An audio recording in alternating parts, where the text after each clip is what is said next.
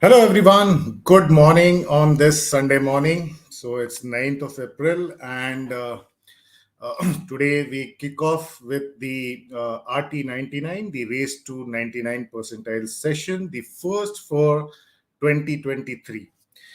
I'm sure most of you are aware, you must have gone through the announcements. If you're a CL student inside your classes, you must have heard it from the faculty members. And this is one event which people definitely talk about every year. So, RT99, Race to 99 Percentile, is the flagship event of Career Launcher, which is conducted thrice in a year, but every time it's a different one actually. So your experience every time is going to be very, very different. While this session is the first one for the 2023 entrances, we kick off from here today. But this is not the only session we'll be conducting all throughout the year. So we'll be coming back again and again, and where every time we'll learn something new about these examinations, the CAT and other MBA entrances, and how do we go about it. That is very, very important. Before I go ahead and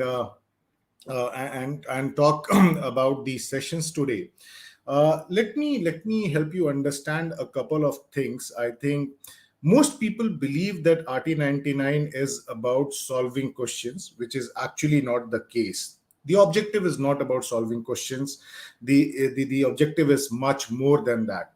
You may be an engineer, you may be a non-engineer, you might be doing your graduation, a simple graduation, BA, BCom, BSc.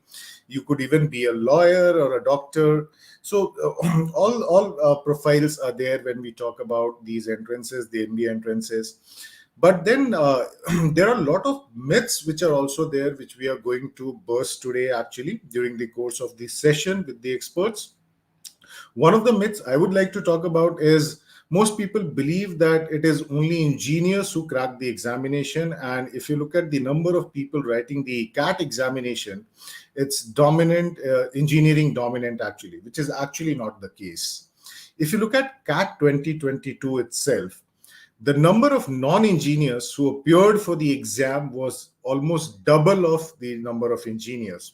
So out of the 222,000 students who appeared for CAT 2022, 145,000 students were non-engineers. So that's how it all starts. So myth bursting is definitely something which we are going to do in the session today. It's not going to be merely a Gyan session. So entrances are not about solving questions. It is more than that, as I said earlier.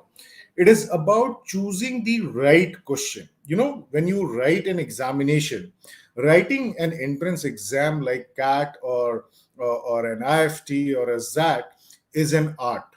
And you have to learn different aspects of that art. It is not just about that you go ahead and try to solve as many questions as possible. That is not the perfect strategy when you appear for an entrance exam as big as CAT. So it is about choosing the right questions and, more importantly, choosing it wisely. That's the most important aspect. So this session is all about methodology. This session is about busting myths associated with CAT. Primarily, we'll be focusing on CAT today. Believe me or not, at the end of the session today, you will know what it takes to crack CAT, how you can improve your score, and thereby improving your percentile, no doubt about that. And it is more important to understand how you can tackle the seemingly difficult questions. That's important. So the paper will have questions which will be difficult, but there are a lot of questions which seems to be difficult but can be solved by tricks, by standard methods itself. So how do we go about it? That is something which you are definitely going to learn today in this session. So let me set the agenda for the day quickly, and let us look at what we are going to do today in this session. So the first thing is, so while I'm talking about the objective right now, the first session will start just after this, and that will be on quantitative ability, to be taken by none other than GP sir, Gautam Puri sir. You are all familiar with. I don't need to give a long introduction for him. So one of the most loved aptitude gurus, as you call him. Then once GP's session gets over, we'll have Jijo coming in. I'm sure you are familiar with the name again. So Jijo has taken time today for this session.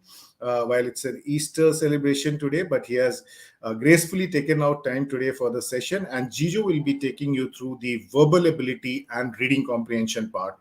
And finally, we'll have Irk Srinivas. I call him the motivational mentor, and he'll be coming for the LRDI session. So session is definitely going to be a little bit long, but definitely going to be very, very encouraging. And it's going to be your learning session today. The mocks have already started.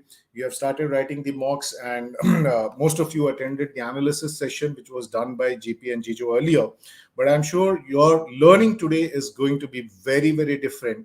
And when you appear for the next papers, next mocks, actually, you are definitely going to look at how your scores have improved significantly if you implement what is being talked about today. Now, the RT99 is not about today's session. We conduct race to 99 percentile in 3 phases actually. So the first phase is today, which is 9th of April, which is open for everyone. The next session, the RT99 drive, is scheduled on 12th and 13th of August. So please mark your calendars. Don't forget. So the RT99 drive will happen on 12th and 13th of August. And finally, we'll close the RT9 sessions with the sprint one on 8th of October, almost 45-50 days before the actual CAT paper, which is definitely going to be scheduled on 26th of November this year. For the RT99, we have a booster program, which if you are a CL student, you have this available to you. If you are a classroom or an online classes student, this program is already part of your program. The non-CL students, somebody who has not yet joined us, can take this program and get an opportunity to learn from the experts. Not only about the live session, RT99 Booster will also also provide you an opportunity to take 2 All India Open mock CATs, and along with that, it will be you'll also be getting from June onwards daily dose, which is section-wise practice module, section-wise practice test. And on a daily basis, you'll be getting tests to practice, to keep yourself engaged, and to improve upon a daily basis. Now, before I hand it over to GP for his part of the session, while he'll be definitely elaborating about this and the other experts, I would quickly want you to understand the other myth. Most people believe that, and even when I was writing CAT during my college days, I was also of the same opinion that we have to solve as many questions. If there are 50 questions, if there are 60 questions, we should be at least solving no less than 48 or 45 of that actually. Today, if you look at the CAT paper, last 2 years, the total number of questions across the 3 sections has been 66. And most people have this belief that if I were to get a 99 percentile, I need to solve at least 55 to 56 of those questions from across the 3 sections taken together to get a 99 percentile. You'll be surprised to see this data that it's all about just 50% or even less than that. If you look at the overall percentile for CAT 2022, which is 99.5 percentile, the score at which this percentile was secured was 93, and net questions required were 31 only. For a 99, you only needed 27 questions to be correct. So it will boil down finally to accuracy along with your strategy. So please remember this, that as I said earlier, the examinations like CAT are not about solving many questions. It is about solving the right questions. It is about choosing the questions wisely. And it is also about the art of leaving the questions actually. So that is one art which most people forget about. So that is something we should definitely remember.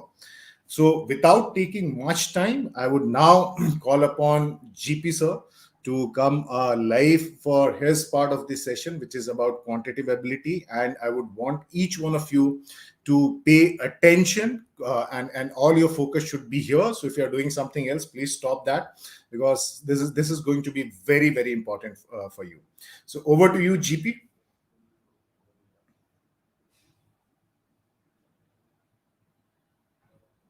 GP, I cannot hear you. Okay. Amitin, am I audible? Yes, you are audible now. Okay, great. So, Amitin, I'll quickly start the session. I'll share my screen. Just let me know if the screen is clearly visible or not. Sure. Okay, just give me a second.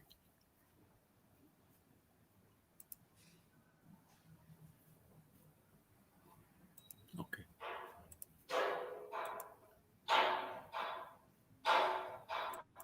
Yeah, Amitin, is the screen visible? Yes, it is visible now. Okay, great. Great. So I'll quickly get started with the session. And what I will also do is I think I'll switch off my video. Just give me 1 second. Okay. I'll switch off my video so that students who have a problem with respect to their, let's say, uh, bandwidth don't have an issue. Okay. Okay, great. So let's get started with the session. And as Amitin said, we are focusing here on the QA section. And when in the chat box, I saw quite a few students asking about quant, about DILR in English. Just wait. Jijo and Arks will join you after my session, and then both of them will take their own individual sessions, and that is where you will understand what has to be done in these two sections. Okay, but the critical thing to understand here is what Amitin had talked about when we are looking at quantitative aptitude. If you look at CAT last year's paper, 99 percentile was at a score of 33 marks, which is 11 questions out of 22 questions. Okay? So the first and foremost thing to understand is this is a paper which gives you more questions than you have time for. The time available is maybe for 13, 14, 15 questions, and they have given you 22 questions. Okay. So the important thing to remember is in your school exams, you have sufficient time to complete the paper. Here you don't have. So you have to learn to leave questions. And that is the most important part, and which is why you find at the 50% score, 50% marks, you will get a 99 percentile score. Okay. Okay. And if you look at the quant section, broadly, if you look at it, irrespective of which paper we look at, arithmetic plus algebra, 16 in 22, 16 in 21, 18 in 22, 20. Okay. So we are talking about 70 to 75% of the questions are and at times going up to 80% questions from these two areas. And this is the crux of this particular paper. Not only this paper, but also all aptitude exams, they are arithmetic and algebra heavy. Okay. And you can look at the comparative thing for the last 3 years. 99 percentile invariably has been about 11 questions. CAT 2020, 15 questions out of 26. And slightly easier paper, but yes, had a larger number of questions also. So again, as I said, but this paper had 26 questions, or 26 into 378. This is about 55% or 60% marks. Okay. So irrespective of which paper we talk about, 60% marks in quant is a terrific score, is what you need to remember. Okay. So what is the CAT strategy? There are two types of students. One is the hardworking and there is a hardly working types. The hardly working types believe that my task is to do the easy questions. Anything that I find difficult, I'm not interested.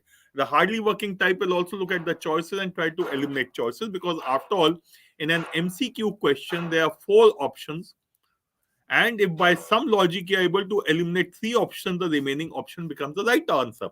Okay. And so that is something we need to learn, because there's something which has not been taught to you in school, and that is something what Career Launcher specializes in. Okay.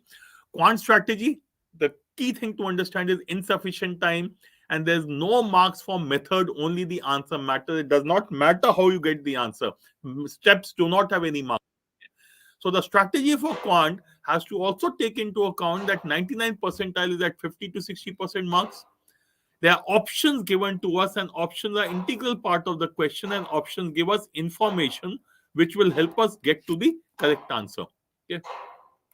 And using these options and the basic common sense, we look at eliminating options, and this is what is called jugaad. Okay. Secondly, get into the habit of calculating early, because while calculator is given to us, calculator is going to be used, should be used only for difficult calculation, because every time you use a calculator, you will be wasting your time. Okay, so you have to calculate orally, you have to do approximation and come to the answer fast. Okay. So the basic way of solving a paper in quant is to read every question, obviously. But after that, you solve only the easy ones. Any question you find difficult or confusing, you leave. So difficult questions, you read the question, say good riddance and move on. Because out of 22 questions, if I have done 11 questions right, I am going to be a 99 percentiler, is what you can remember by and large. Okay. And there will be some questions which will be not easy but not difficult either. They are doable. Look at them after you have solved the solve the easy question. So these medium questions you mark for review and come to these after you have got rid of all the easy questions. So the basic strategy is initially attempt only the easy questions. Okay. Every time you come across a difficult question, leave. You don't have to worry about it. Every time you come across a question which is doable but will be time consuming or it's a bit confusing, you mark for review. Okay. This is what is called my round 2 question. So round 1, do the easy ones, come across the medium ones, leave them for later. Difficult ones, don't bother about those questions at all. That's the basic strategy of doing the paper, and that is what I'll show you how today we should be going through a paper. And for that, I've taken the CAT 22 slot 3 paper. In fact, that's the paper will be discussed in the other 2 sessions as well. Okay. And I presume all of you have already downloaded the exercise. It was given to you, and hopefully solve the paper also. Okay. So let's start the paper and let's look at the Juha approach. Okay. As I said, every question we look at whether it should be, whether it is easy, medium, or difficult. Should we be solving or not solving them? Okay. Question 1. Okay. Read first before you decide to do anything. The arithmetic mean of all distinct numbers that can be obtained by rearranging the digits of 1421, including itself. Now, the first thing is look at the choices, not close. If the choices are not close, that means I can approximate. Okay. So I can approximate, and that is what I will do. So this is an arithmetic mean question. I can solve it fast. It's a round 1 question. What will I do? I'll start writing down the cases. How many cases would be there? 1, 1, 1, 4, 2, 1. Let me start from the smallest. 1, 1, 2, 4. 1, 1, 4, 2. 1, 2, 1, 4. 1, 2, 4, 1. 1, 4, 1, 2. 1, 4, 2, 1. No more numbers with 1 possible. Next, start with 2. 2, 1, 1, 4. 2, 1, 4, 1. 2, 4, 1, 1. Okay. And then start with 4. 4, 1, 1, 2. 4, 1, 2, 1. 4, 2, 1, 1. So you need to do the summation of these 12 numbers and divide by 12 to get to the answer. I'm not going to do that much. I will say, let me take the middle 2 numbers from here, 1 number from here, and 1 number from here. Why? Because starting with 1, there are 6 numbers, starting with 2, 3, and 3 out here. So I've taken 2 from here, 1 from here, 1 from here. What do we get? 12 plus 12, 24. 24 plus 21 makes it 45. Plus 41 makes it 86. So 8,600. 8,680. About 8,700 something. So about 8,700, let's say 20 approximately. Divide by 4. If it was 8,800, it would have been 2,200. So the average should be somewhere around 2,200. Correct answer, choice 1. Okay. Simple approximation, and not doing the complete work is important. So the Jugaad out here was a calculation approximation and not doing the complete work. Okay. Oh, sorry. Second question. Average of all 3 digits of an arithmetic progression. I know what's an arithmetic progression. I can find the sum of arithmetic progression, but this question is saying average. What is average? It is the first term plus the last term. Or first term is normally given as A, last term L divided by. This is the average. So my job in this question is to find the smallest and the largest 3-digit number which fits into this progression. What is the common difference? Okay, obviously round 1 question. 17. 17. Next will be 89. 72 plus 17, 89. Next will be 106.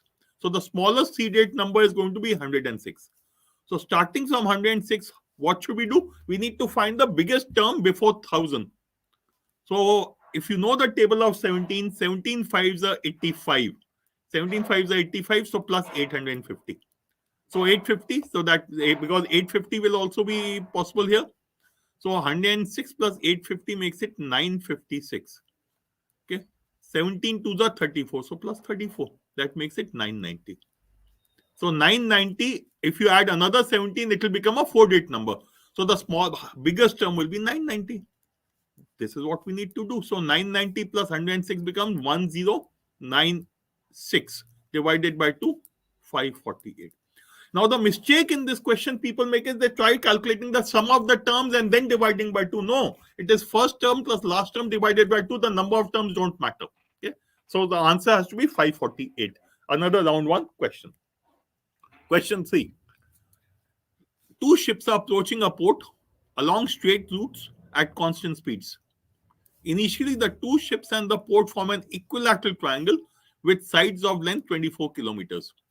When the slower ship travels 8 kilometers, the triangle formed by the new position of the two ships in the port becomes right angled. When the faster ship reaches the port, the distance between the other ship and the port will be how much? Okay. Now, this is either a round one question or a round two question, depending upon the individual. So, I'm leaving it open ended, but I'll solve it because for me, it is a round one question. For many students, this will be a round two question because they will possibly not be able to understand how to draw the figure. So, what do we have here? We have two ships, faster ship and the slow ship, and we have the port. Initially, all three of them form a triangle, right? Equilateral triangle. There's the port of side 24. That is what it says. Okay. When the slower ship travels 8 kilometers, the slower ship travels 8 kilometers. This is 8. This should be 16. It is 16 kilometers away from the port. The triangle formed by the new position of the two ships and the port is right angle. Two ships and port. So the faster ship should be somewhere here. This should be. So the new position of the faster ship is this. Okay. Now, this is a right angle triangle. And something you need to remember, right angle triangle, every CAT paper, there are a couple of questions, so you need to be thorough with it. An important thing in the Jugaad formulas is a 30, 60, 90 right angle triangle has sides in the ratio 1 is to root 3 is to 2. Side which is opposite 30 degree if it is 1, side opposite 90 degree will be 2, and the middle side will be root 3, opposite 60 degrees. Now, is this not a 30, 60, 90? After all, this was an equilateral triangle, so there's 60 degrees, there's 90, so this should be 30 degrees. So if this is 16, the hypotenuse, the side opposite 30 degrees will be 8. Okay. So that means this is 16. What does this mean? When the slower ship did 8 kilometers, faster ship has done 16 kilometers. Faster ship covers double the distance. Now, what is the question? When the faster ship reaches the port, when the faster ship reaches the port, it would have done 24 kilometers. That means in that much time, the slower ship would have done 12 kilometers. So it would have covered 12 kilometers. So its distance from the port will be 12. And this is why I said this is something which may not be a round one question for many of you, which is fine with me. But the important thing to remember is this particular concept, which will help you solve questions very fast in CAT. Question number 4. Okay. Length of 4 sides of quadrilateral are integer valued. If 3 of the sides are 1, 2, and 4 centimeters, then the total number of possible lengths of a fourth side. This is a round one question. This is a standard question. If you have studied quadrilateral, you'll know. For example, in triangle, the sum of 2 sides of triangle has to be less than the third side. Similarly, in the quadrilateral, sum of 3 sides of the triangle, sum of 3 sides of a quadrilateral has to be more than the fourth side. Okay. This is true for any quadrilateral. Sum of n minus sum of any side has to be less than the sum of the other sides. Any side has to be less than sum of the other side. Okay. Okay. So what is the possible lengths of the fourth side? Now, okay. If we look at the fourth side as x, so x has to be, and if x is the longest side, then x should be greater than 4 plus 2 plus 1. So x has to be, not greater than, x has to be less than. Sorry, my mistake. So x has to be less than 7. That is one scenario we have. The other thing is, this could be the longest side. If 4 is the longest side, then 4 should be less than x plus 1 plus 2. Okay. That means 1 should be less than x, or x should be greater than 1. So what are the possibilities for x or the longest side? 2, 3, 4, 5, 6. 5. There are 5 possibilities. The possible lengths of the fourth side are 5. Okay. Standard question. These are standard questions which you cannot afford to miss in the paper. It is okay to miss this kind of a question. It is not okay to miss this question because these are standard questions. Every CAT paper has at least 5-6 such standard questions. Minimum possible value of this, I will say leave it for round 2. Come back to it if you have time in the paper. There's a round 2 question because minimum value would be a little confusing for many of you at this point of time. Anything confusing, we'll look at it later if we have time. Don't be guilty if you leave questions. Your job is to leave half the paper. Question 6.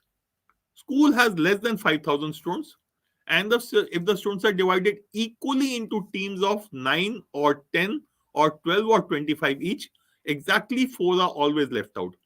However, if they are divided into teams of 11 each, no one is left out.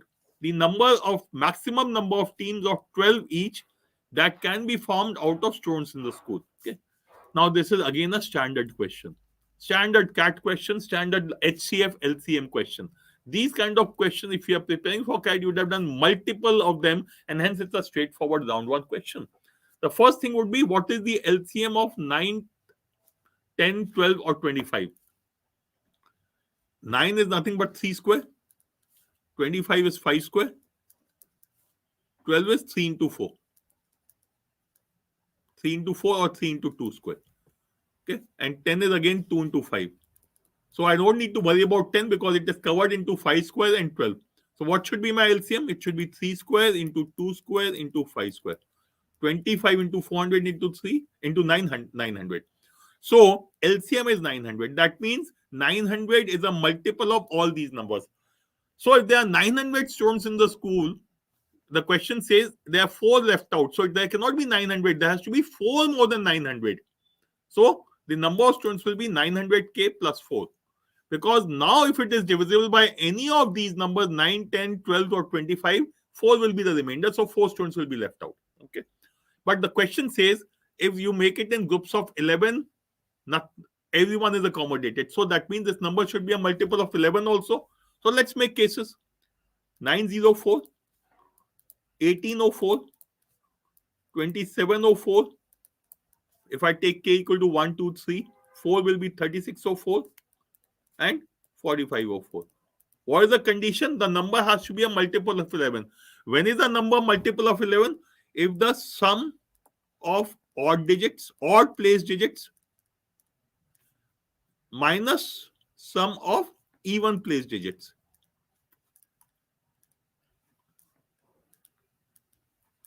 Okay, is equal to 0 or 11.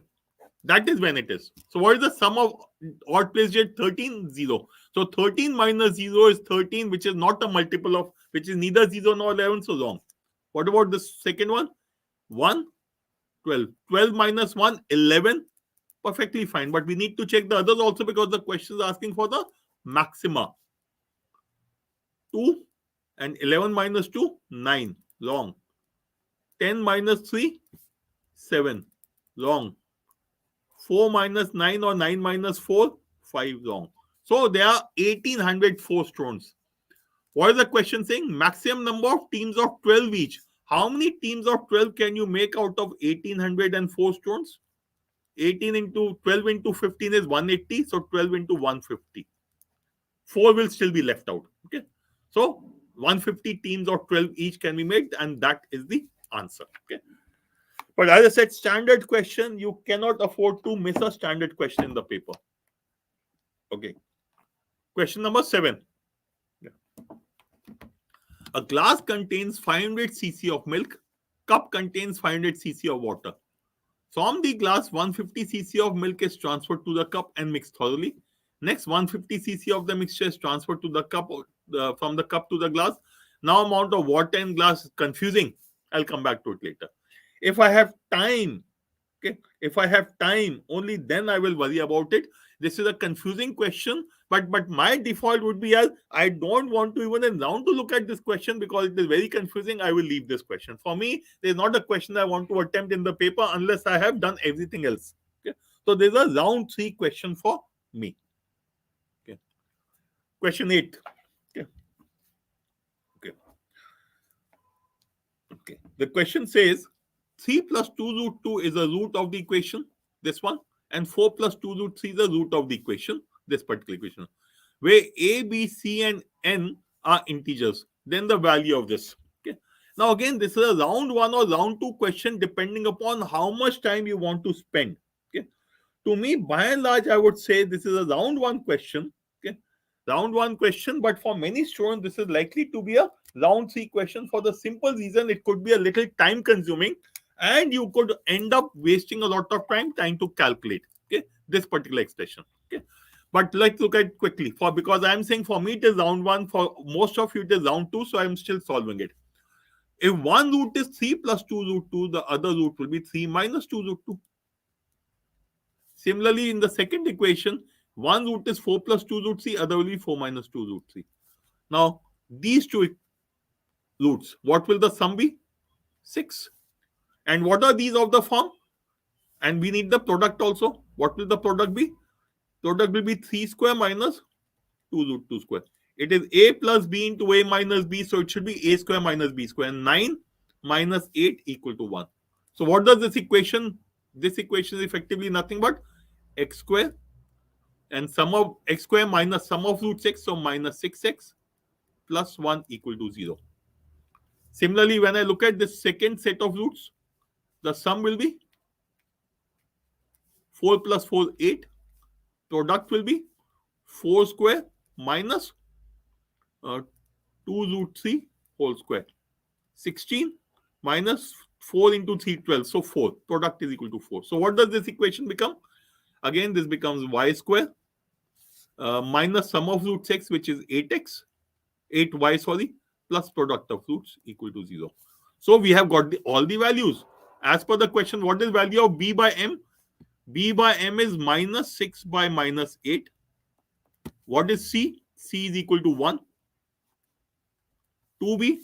2b is minus of minus 12. So it becomes plus 12. Okay. Upon n, n is 4. 4.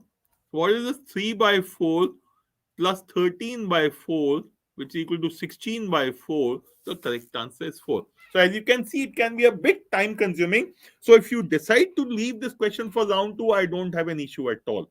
Okay. Okay. If c is equal to 16x upon y plus 49y upon x, okay, for some non-zero real number xy, then c cannot take the value. This will need working. This will need thinking. I will have to spend time round 2 question. Leave it. Come back to it later if you have time. Okay. Question 10th, geometry question. You can see the word median is telling us. Supposing medians BD and CE of triangle ABC intersect at point O. If area of triangle ABC is 108 square centimeters, what is the area of triangle EOD? Let us first draw a triangle. All questions of geometry, the basic jugaad is draw the figure to scale. Because when you draw a figure to scale, you will be able to also estimate the value. Okay. So there is the triangle ABC. Okay. D. E. Okay. So what does it say? BD and CE are medians. So this is BD. And this is okay. Let me just clean it up a little, because it is important to draw the figure to scale and correctly. Because when you draw a figure to scale, your chances of getting a correct answer improve significantly. Yes, slightly better than the previous one. Okay. Now, we need to find the area. This is O. We need to find the area of this triangle EOD. Right? Now, let me just change the color of the pen. Okay. Let me take this dark blue. Now, the median for the third side will be, let me say, is F here. And now if I join D, E, and F, what happens? Can I say triangle DEF is equal to 1/4 of triangle ABC? Okay, right? So the area of this particular triangle ABC is 108. So DEF should be 1/4 of 108. Right? Now look at this triangle again. and look at the smaller triangles inside this triangle. Let me go to light blue. Which triangles am I talking about? Okay, let me just.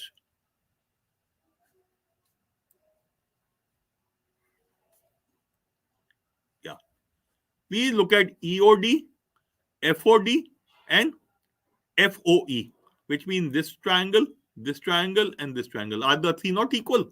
They are very definitely equal. So what should EOD be equal to? EOD should be equal to 1 by 4 of 108 and 1/3 of that. Okay. So 4, 54, 27, 9. The correct answer is going to be 9. Draw the figure to scale. You will get the answer. Don't worry about other stuff. A geometry question, if it is drawn to scale, will usually get you, not usually, why I'm using the word usually, will always get you the right answer. But since you are drawing freehand, there's a chance of making a small mistake. But by and large, you will get the right answer by drawing the figure itself. Okay, question 11. Okay, this expression is given, and this expression is given for all non-zero real values of a and b. Find x plus y, round 3. I'm not going to waste my time. Who's going to waste his or her time spending on such stupid question which can take time? Yes, if you have some jugaad for this, if there were choices, I may have looked at it differently. But in the current context, round 3 question, worry about it later. Okay. Question 12. A donation box can receive checks only of 100, 250, and rupees 500.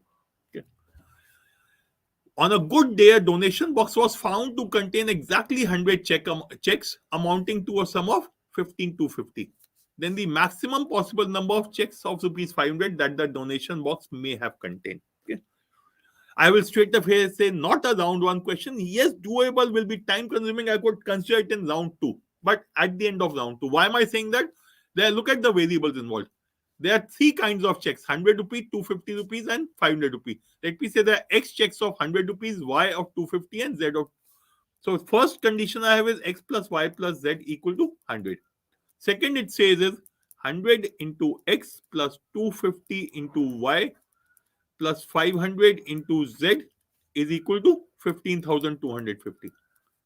So we have got 2 variables and 2 equations and 3 variables. I'll have to definitely work my way through to get to the answer. I'm not going interested in wasting my time. To me, a question, if it requires thinking, is a round 2 question. A question that I don't understand is a round 3 question. Okay, this question requires thinking. It's a round 2 or a round 3 question. Definitely not worth attempting at this point of time. Question 13. Neetu has an initial capital of 20,000. Out of this, she invests 8,000 at 5.5% in Bank A, 5,000 at 5.6% in Bank B, and the remaining amount at X% in Bank C. Okay. Each rate being simple interest per annum. Her combined annual interest income from these three equals to 5% of the initial capital.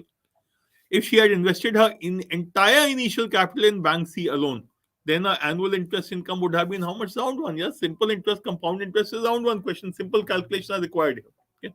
So what does she have? She invests 8,000 at 5.5%. Okay. Then she invests 5,000 in 5.6%. And the balance 8,715 because she has a total of 20,000, 8,513, 7,000 in at X%. Okay. Okay. So obviously, first we need to find the value of X. Now, one simple jugaad for this question could be approximation. Why approximation? Because the choices are not close. And 8 and 5, 5.5, 5.6, you could look upon this as 13,000 at 5.5%. Just to make your calculation easy and you'll get the answer. But let me give you the other jugaad for this. There are 2 jugaad. First is approximation. Second jugaad is a deviation method, which most people ignore. Okay. What is the total interest which he received? 5%. So the average interest is 5%. So what is the deviation going to be? Deviation will be 5.5 is here. This is 5. So 5.5 minus 5, which is 0.5 into the amount, 8. 0.5 into 8 is the deviation here, which is obviously 4. What is the deviation here? 0.6 into 5, which is equal to 3. Deviation here, 5 minus x into 7. Now, what should this be equal to? The standard rule of averages, the sum of deviations has to be 0. That means this should also be equal to 7. This should also be equal to 7. So 5 minus x should be equal to 1, or x should be equal to 4. So x is 4%. So if you are investing 20,000 at 4%, you will get 800 rupees interest. Deviation is one of the most ignored concepts of this particular paper. Hardly anyone uses it, but this is a very, very powerful concept, and this is something you should be thorough with. Very, very interesting question. There's a kind of question which is a classic Jugaad question. Okay, obviously round one for me. Let's go to the question. In a triangle ABC, AB equal to AC equal to 8. Okay, a circle drawn with BC as diameter passes through it. So let me just draw a triangle.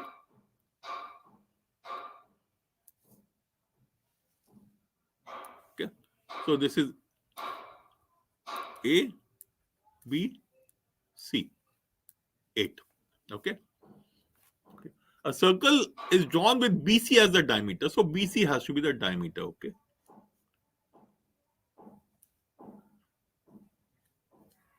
Yeah. And okay. So BC is the diameter. Okay, with A with a circle is drawn. A circle drawn with BC as the diameter passes through A. Sorry, my mistake. Let me just correct the figure. Okay.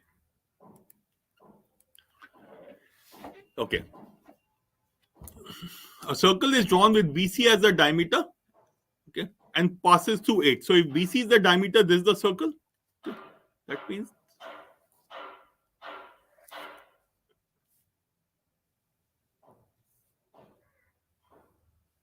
okay, there's a circle we have with Z circle. Okay. Then another circle with drawn with A as the center passes through B and C.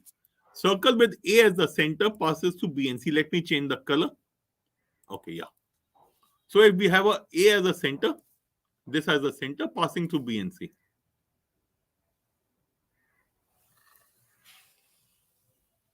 We'll have something like this as a circle. Okay, please pardon the stupid figure. Obviously, whatever it is, just deal with this. Okay. What do we need to find? Area and square centimeter of the overlapping region of the two circles is what we need to find. Okay. Let me just highlight the area that we are looking for. We are looking for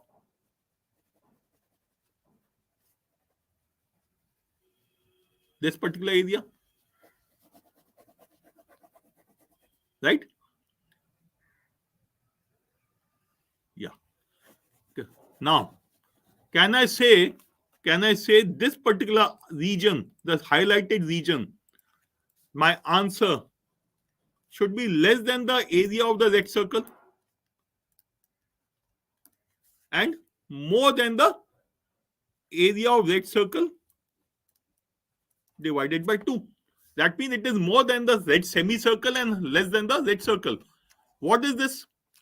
This is a, if this is 8, this is 8, and this is going to be a angle in a semicircle is right angle, so it is 8 root 2. Is 8 root 2, that means the radius is 4 root 2. What is the area of the red circle? Area of the red circle will be pi into r square, which is 32 pi. And the semicircle area will be 16 pi. So my answer needs to be between 16 pi and 32 pi. 32 pi is wrong. 16 pi is wrong. 16 pi minus 1 obviously is less than 16 pi. Wrong. Correct answer. Standard Jugaad question. Draw the figure, do an approximation and get the answer. Why do you want to waste your time doing too many things in the paper? Okay. Okay. Next question. Okay. Yeah. In an examination, average marks in section A and B are 32 and 60 respectively. Number of stones in section A is 10 less than that in section B. If the average marks of all these stones across both the sections combined is an integer, then the difference between maximum and minimum possible number of stones in section A is around 3. Not interested. Had it asked me to find the number of stones, he's saying maximum number, minimum find, and then find the difference. Too much of work. Not worth attempting as far as I am concerned. Okay. Next question. Let R be a real number like this. Okay, and function. Okay. Round 1, Jugaad question. Jugaad is take values. That's the basic Jugaad to be used for this question. Okay. What will I do? Look at the choices. Okay.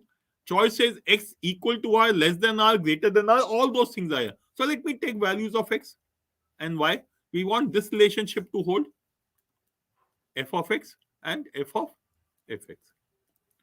Okay. So take x equal to 2, y equal to 3. X equal to 2, y equal to 2. X equal to 3, y equal to 2. I have covered all the three cases: x less than y, x equal to y, x greater than y. Okay. Which one will I start with? I'll start with x equal to y. Why? Because x equal to y is available in 2 out of the 4 choices. So I just picked it up, and equality is always useful. Okay. So if x is equal to r, then this rule applies. Okay. That means what will be fx? X is equal to 2, r equal to 4 minus 2 equal to 2. Fx is 2. What will be f of fx? Now here again, f of fx has become 2. Fx is 2 and r in any case is 2. So what do we get? Again 4 minus 2, 2. These are equal. So x equal to r is a part of my answer. This can be a part of my answer. That means this is a wrong choice and this is a wrong choice. Out of the remaining two, check any one of them. Let me check this one. If x is less than r, if x is less than r, then the value should be r. Right? Okay. And what about f of fx? Now we'll come to this particular formula. Why? Because x now is 3 and y is equal to 3, not r. This is r, sorry. And r is equal to 3. So if r is equal to 3 and x equal to 3, that means 6 minus 3 equal to 3. Equal. Satisfying? This should be the answer. Standard jugaad, take values. Don't try to do it mathematically any other way. Your job is to eliminate the options. Okay. 2 cars travel, time, speed, distance. Usually the time is around one question for me. Travels from different locations at constant speeds. To meet each other after starting at the same time, they take 1.5 hours if they travel towards each other, but 10.5 hours if they travel in the same direction. If the speed of the slower car is 60 kilometers per hour, then the distance traveled in kilometer by the slower car when it meets the other car while traveling towards each other. When they're traveling towards each other, they meet in 1.5 hours. So what is speed equal to distance upon time, or distance or okay? And so we need to find the distance traveled. Distance is equal to speed into time. Do we have both of them? Speed of the slower car is 60. The time taken is 1.5 hours. Answer should be 90 kilometers. I hope you understand half the information in this question is useless. Effectively, the question is saying in 1.5 hours at the speed of 60, how much distance will the car cover? 90. Get used to doing questions directly and don't try to attribute motives. Many times people look at these questions and think that maybe I'm doing something wrong. Okay. Okay. Question 18. Okay. Bob can finish a job in 40 days if he works alone. Alex is twice as fast as Bob and thrice as fast as Cole in the same job. Suppose Alex and Bob work together on the first day. Bob and Cole work together on the second day. Cole and Alex work together on the third day. And they continue to work by repeating this 3-day roster with Alex and Bob on the fourth day and so on. Then total number of days Alex would have worked to get the job finished. Okay. So let's look at the 3 of them. Round 1. Now this again I'm repeating is a standard question. Standard questions have to be done straight away. Okay. Bob can finish a job in 40 days. Alex is twice as fast, so he'll finish the work in 20 days. Okay. And he's thrice as fast as Cole, so Cole will do the job in 60 days. Okay. Now, if I assume the amount of work to be LCM of 20, 40, 60, that means 120 days, 120 units of work. Then Alex will do 6 units per day. Bob will do 3 units per day. And Cole will do 2 units per day. Okay. Now, what happened on day 1? It is A and B, Alex and Bob. So that means 9 units of work will be done. Let me write A plus B. Day 2, B plus C. And day 3, C plus A. So how much work will be done? On day 1, 9. On day 2, 3 plus 2, 5. Day 3, 6 plus 2, 8. Okay. So over the 3-day period, 17 units would have been done. What is the amount of work? Okay. Okay. The amount of work is 60 units. 120 units. Okay. So how many days are required? 9. Oh, I'm sorry, not 17, 22. 9 plus 8, 17 and 522 units. Okay. So we have 120 units. So into 5, if I do, it becomes 110 units. So they should also be 15 days. So in 15 days, 105, 110 units would have been done. Right? So how much work is left? So 15 days done. Day 16, who will come? Day 16 will be A plus B again. 9 units. That makes it 119. Some work finished. It will get finished on day 17 with B plus C. What do we need to find? Number of days Alex has worked. Now look at this again. In 3 days, Alex works for 2 days. So in 15 days, Alex will work for 10 days. Plus he will work for 16 days also. So Alex has worked for all 11 days out of the 17 days. Okay. So standard question requires standard method. Please apply it and don't waste your time. Yeah. Another standard question, hence a round one question straight away. Group of n people worked on a project. They finished 35% of the project by working 7 hours a day for 70 days, for 10 days. Sorry, so that means they work for 70 hours. Thereafter, 10 people left the group and the remaining people, n minus 10, finished the project. How much work was left? 65%. In 14 days, working 140 hours. Yeah. Now, so can I not say what is the amount of work in the first instance? 70 into n. And in the second instance, 140 into n minus 10. This should be equal to, this is 65% of the work. This is 35% of the work. So 5 13s are 5 7s are 72. So n minus 10 is into 14 is equal to 13. So 14n minus 140 is equal to 13n. So n should be equal to 140. Okay. Standard question, standard approach to be applied. Don't waste too much time doing anything else. Okay. Okay. Question 20. Yeah.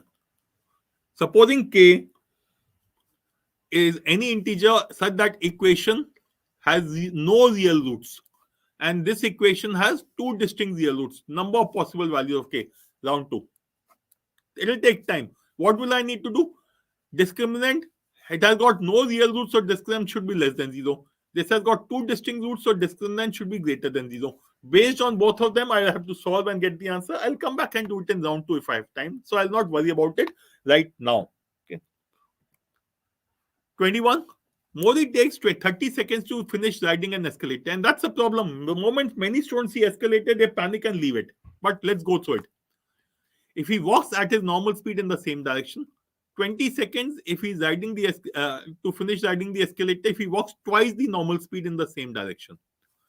Modi decides to stand still on the escalator, then the time in second needed. What is the jugaad? Treat it like any other TSG question. Don't treat it like an escalator question. Okay. So Modi's speed, let me say, is m, and escalator speed is e. Okay. So what is the total distance covered in this case? Speed is m plus e into 30 seconds. Let me say the speeds are meters per second, m meters per second and e meters per second. So into 30. Okay. And when does he take 20 seconds? If he walks at twice the normal speed. So in which case the speed becomes 2m plus e into 20. In both the cases, distance is going to be the same. Okay. If Modi decides to stand still on the escalator, so what will his speed be? His speed will be the speed of the escalator. Then the time taken. So these are 3. Using these to find m and e and substitute. So what do we have here? 30m plus 30e is equal to 40m plus 20e. So what does it become? On the right hand side, I'll have 10m and 10e. So m is equal to e. Take m equal to e equal to 1.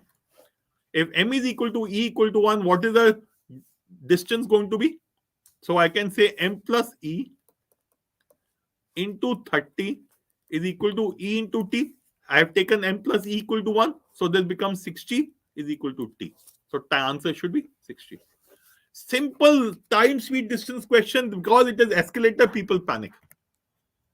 Last question. Consider 6 distinct natural numbers such that the average of the two smallest numbers is 14. Smallest 6 distinct natural numbers. Average of the two smallest is 14. That means the sum will be 28. Average of the two largest is 28. That means the sum of the largest will be 56. Maximum possible value of average of these numbers. Okay. So what do we need to do? Sum of these 6 divided by 6. So what is the maximum possible? Let me put it this way. And this is a jugaad I am looking at from an approximation point of view. So 56 plus 28, can I say this can be 55? I'm just taking a case right now. So 56 plus 55 plus 28, 84. 84 plus 56 plus 28 is 84. 84 plus 50, 134, 139. So if this is 55, this will become 139 divided by 6. How much does it become? How much does it become? This becomes 138. This becomes 23 point something. So my answer should be less than this. Why? Because this cannot be 55. This has to be lesser than 55. I'll explain. So I would have straight away marked the answer as 22.5. That answer needs to be less than 23. Let me explain it now why. Now, these are 6 distinct numbers. Distinct means each is different. So if I want the maximum, that means these two should be maximum possible. That means this number should be 27 and 29. If you make it 26 and 30, these two sums will become lesser. So with 27, 29, this will be 26 and 25. So this is actually 21, 51. So if I'm looking at mathematically, the answer should be 51 plus 56 plus 28, which is 135 upon 6, which is 22.5. Correct answer. Okay, round 1. But I did it by jugaad, but for most of you, it will be a standard question, and you should straight away do it. Now, if you just go through what we have done. Question 1, round 1, and it was a jugaad. Question 2, another jugaad. Question 3, I am keeping it here that depending upon the individual, it could be a round 1 or round 2 question. I am not counting it in round 1. Question 4 was a standard question. Then question 5, we decided to leave. Question 6, we decided to solve. It was a standard question. Question 7, we again said time consuming, so we'll leave it for later. Question 8 was a round 2 question. Question 9 was a round 2 question. Question 10, 11, 12, 10, question 10 was another jugaad question. 11 was a confusing question, so we left it. 12 was a round 2 question. Okay. Then 13, 14 are jugaad question. We did them in round 2. 15 again was a confusing question. We left it. 16 we solved in round 1 again. So did we do it for 17 and 18, 19. Okay. 20 again, I said, is a decision to be taken by you. I am keeping it in the middle. I would normally do it in round 1. For most of you, it is likely to be round 2. And then 21 and 22. Okay. This is what we have done. Now, let me say these two also belong here. Let me put them here. How many questions have we done here? 1, 2, 3, 4, 5, 6, 7, 8, 9, 10, 11, 12, 13. Why were we able to do this? Because we were willing to leave these questions. Please understand, it is very, very important to learn to leave questions. That is something you need to learn. And with these 13 attempts, how much will you get? 13 attempts would mean 39 marks. You will be 99.6 percentile. It is very easy to get a high score provided you are willing to leave questions. So very, very quickly, the key learnings. I am repeating for you that options are important. Learn to leave difficult questions and confusing questions. Use common sense and jugaad. That to circle overlapping answer has to be between 16 and 32 pi is something which should have been done straight away. Okay. Learn to calculate orally and approximate. This is important. And use, by the way, did we need a calculator anywhere? It's a myth that you need a calculator. Calculation difficult. There are no difficult calculations in CAT. Okay. And yes, most importantly, be the hardly working type when attempting the paper and not the hard working types. Okay? Very, very important for you on this issue. Okay. So with this, I will stop the sharing, and if there are any specific questions, Amit, and you want me to take up, I'll be happy to take them up.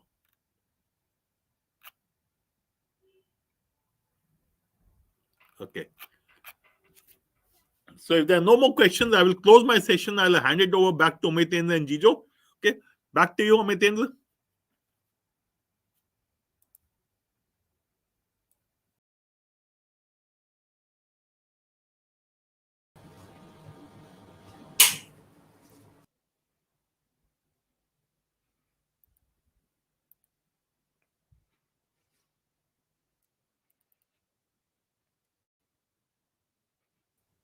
Jijo, can you hear me?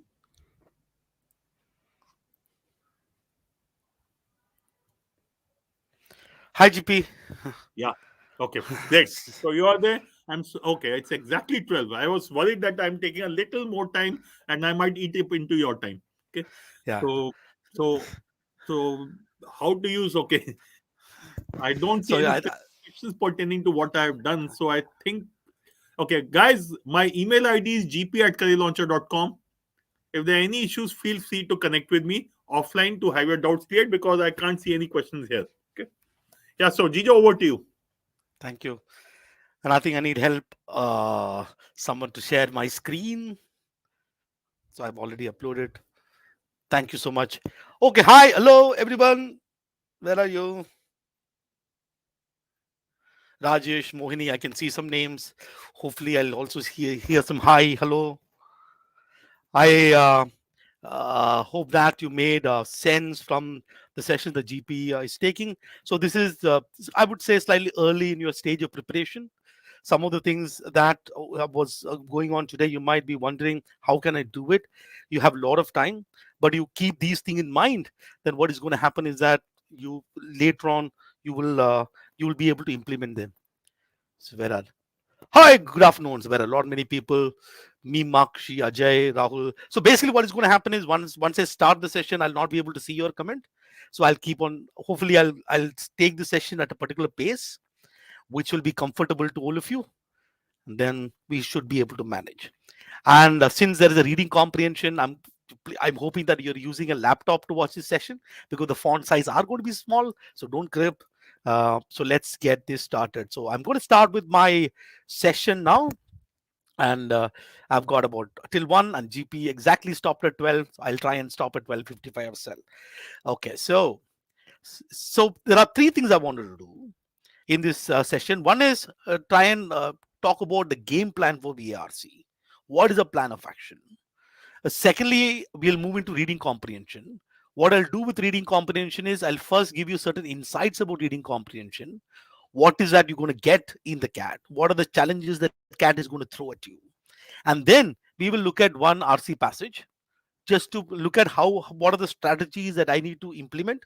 And by that, you will understand what are the skill set that I need to develop so that I can ace. And then it comes to verbal ability. I'll do the same. I'll talk about I'll give you certain insights for the verbal ability, and then we'll solve probably about 1 question each on the type of questions. So let's start with the game plan for VRC. I think you've seen this slide, which is the CAT 2022 scale, score versus percentile. One of the things that you just want to notice here is that for any particular percentile, so let's say, for example, 97 percentile across the 3 section, which means the top 3 percentage students, what is that's their score, you typically see that the verbal ability score is always going to be higher than the other 2 section. You see the verbal ability score is typically the highest, then comes QA, and then comes DALR.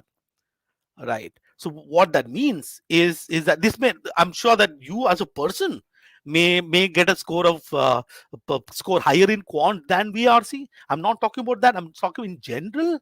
When you look at the level of difficulty and the scoring opportunity that is available to you, then you see that there is definitely a scoring opportunity in VRC, because people are doing better in VRC on an average than the other 2 sections when it comes to the score. Therefore, when you are hitting the score, the contribution of VRC can be high. So higher the contribution of VRC, imagine you getting a score of 43 in VRC. If that is the case, how much more do you want? You want probably about 20 more marks. 20 more marks from these two sections, which will be like, even if let's say I barely manage to clear the cutoff, I'm through, right? While if I'm doing extremely well in DLR, I'm going to do 32 marks. I still need from other sections. So VRC, if you're good at it, and your chances of getting pretty high score in the CAT is high because it is a scoring section, right? So that's the one thing that I want to talk about. When you look at the CAT VRC, I've taken the last 3 years. Last 3 years, the paper has been 40 minutes. Prior to that, it was 60 minutes paper with 34 questions. But once the COVID started, it came to that. In 2020, we had 26 questions. And when you look at what is interesting to see in the CAT VRC is that you've got reading comprehension and verbal ability. So when it comes to reading comprehension, you get 16 questions. Last couple of years, 16 questions, 4 passages, and 8 questions of verbal ability. And these questions of verbal ability has been paragraph summary, paragraph jumble, and paragraph completion. All of these are essentially, in one way, I can say it's paragraph comprehension.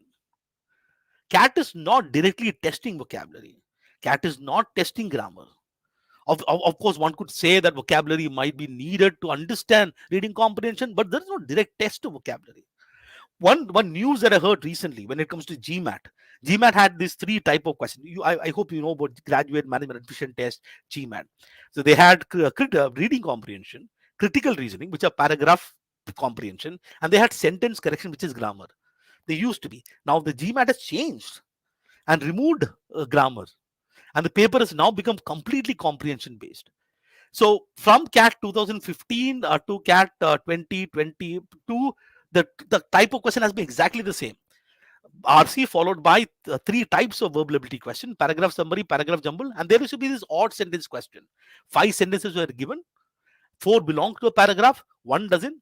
And in the last year, they started replace the odd sentence to a paragraph completion question, wherein you one sentence is given, 1 paragraph is given. You have to figure out where the sentence will fit in the paragraph.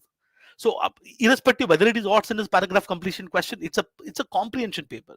And what is reading comprehension? Reading comprehension is passage comprehension paper, which means when you look at the CAT is knowledge. You could say that grammar, vocabulary are knowledge based. I need to understand the rules of grammar to answer the question of grammar.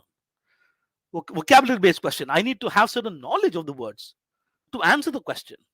But when you look at comprehension, there is no knowledge here. So what is the knowledge required to handle reading comprehension? Whatever you need is right there. It's an open book exam. If you are to jumble the 4 sentences, all you need to look at the 4 sentences. Prior knowledge is not required. The CAT is not a knowledge, not testing your knowledge. CAT is purely testing your comprehension, which is why this is an awesome test. So all we have to do is ensure that we are awesome in comprehension, and that is one change. And this is where we struggle as well, because unfortunately, whatever is reading comprehension or what is the comprehension that we get, there are certain challenges, and I believe it's important to understand those challenges. Moving on, when you look at the scale score, which is CAT percentile rank over the last 3 years, this is the number of questions. Basically, this is approximately 16 divided by 3.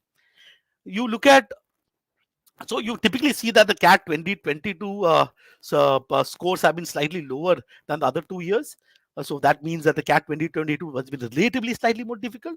We never know what is going to happen in 2023, but we'll take this as a benchmark.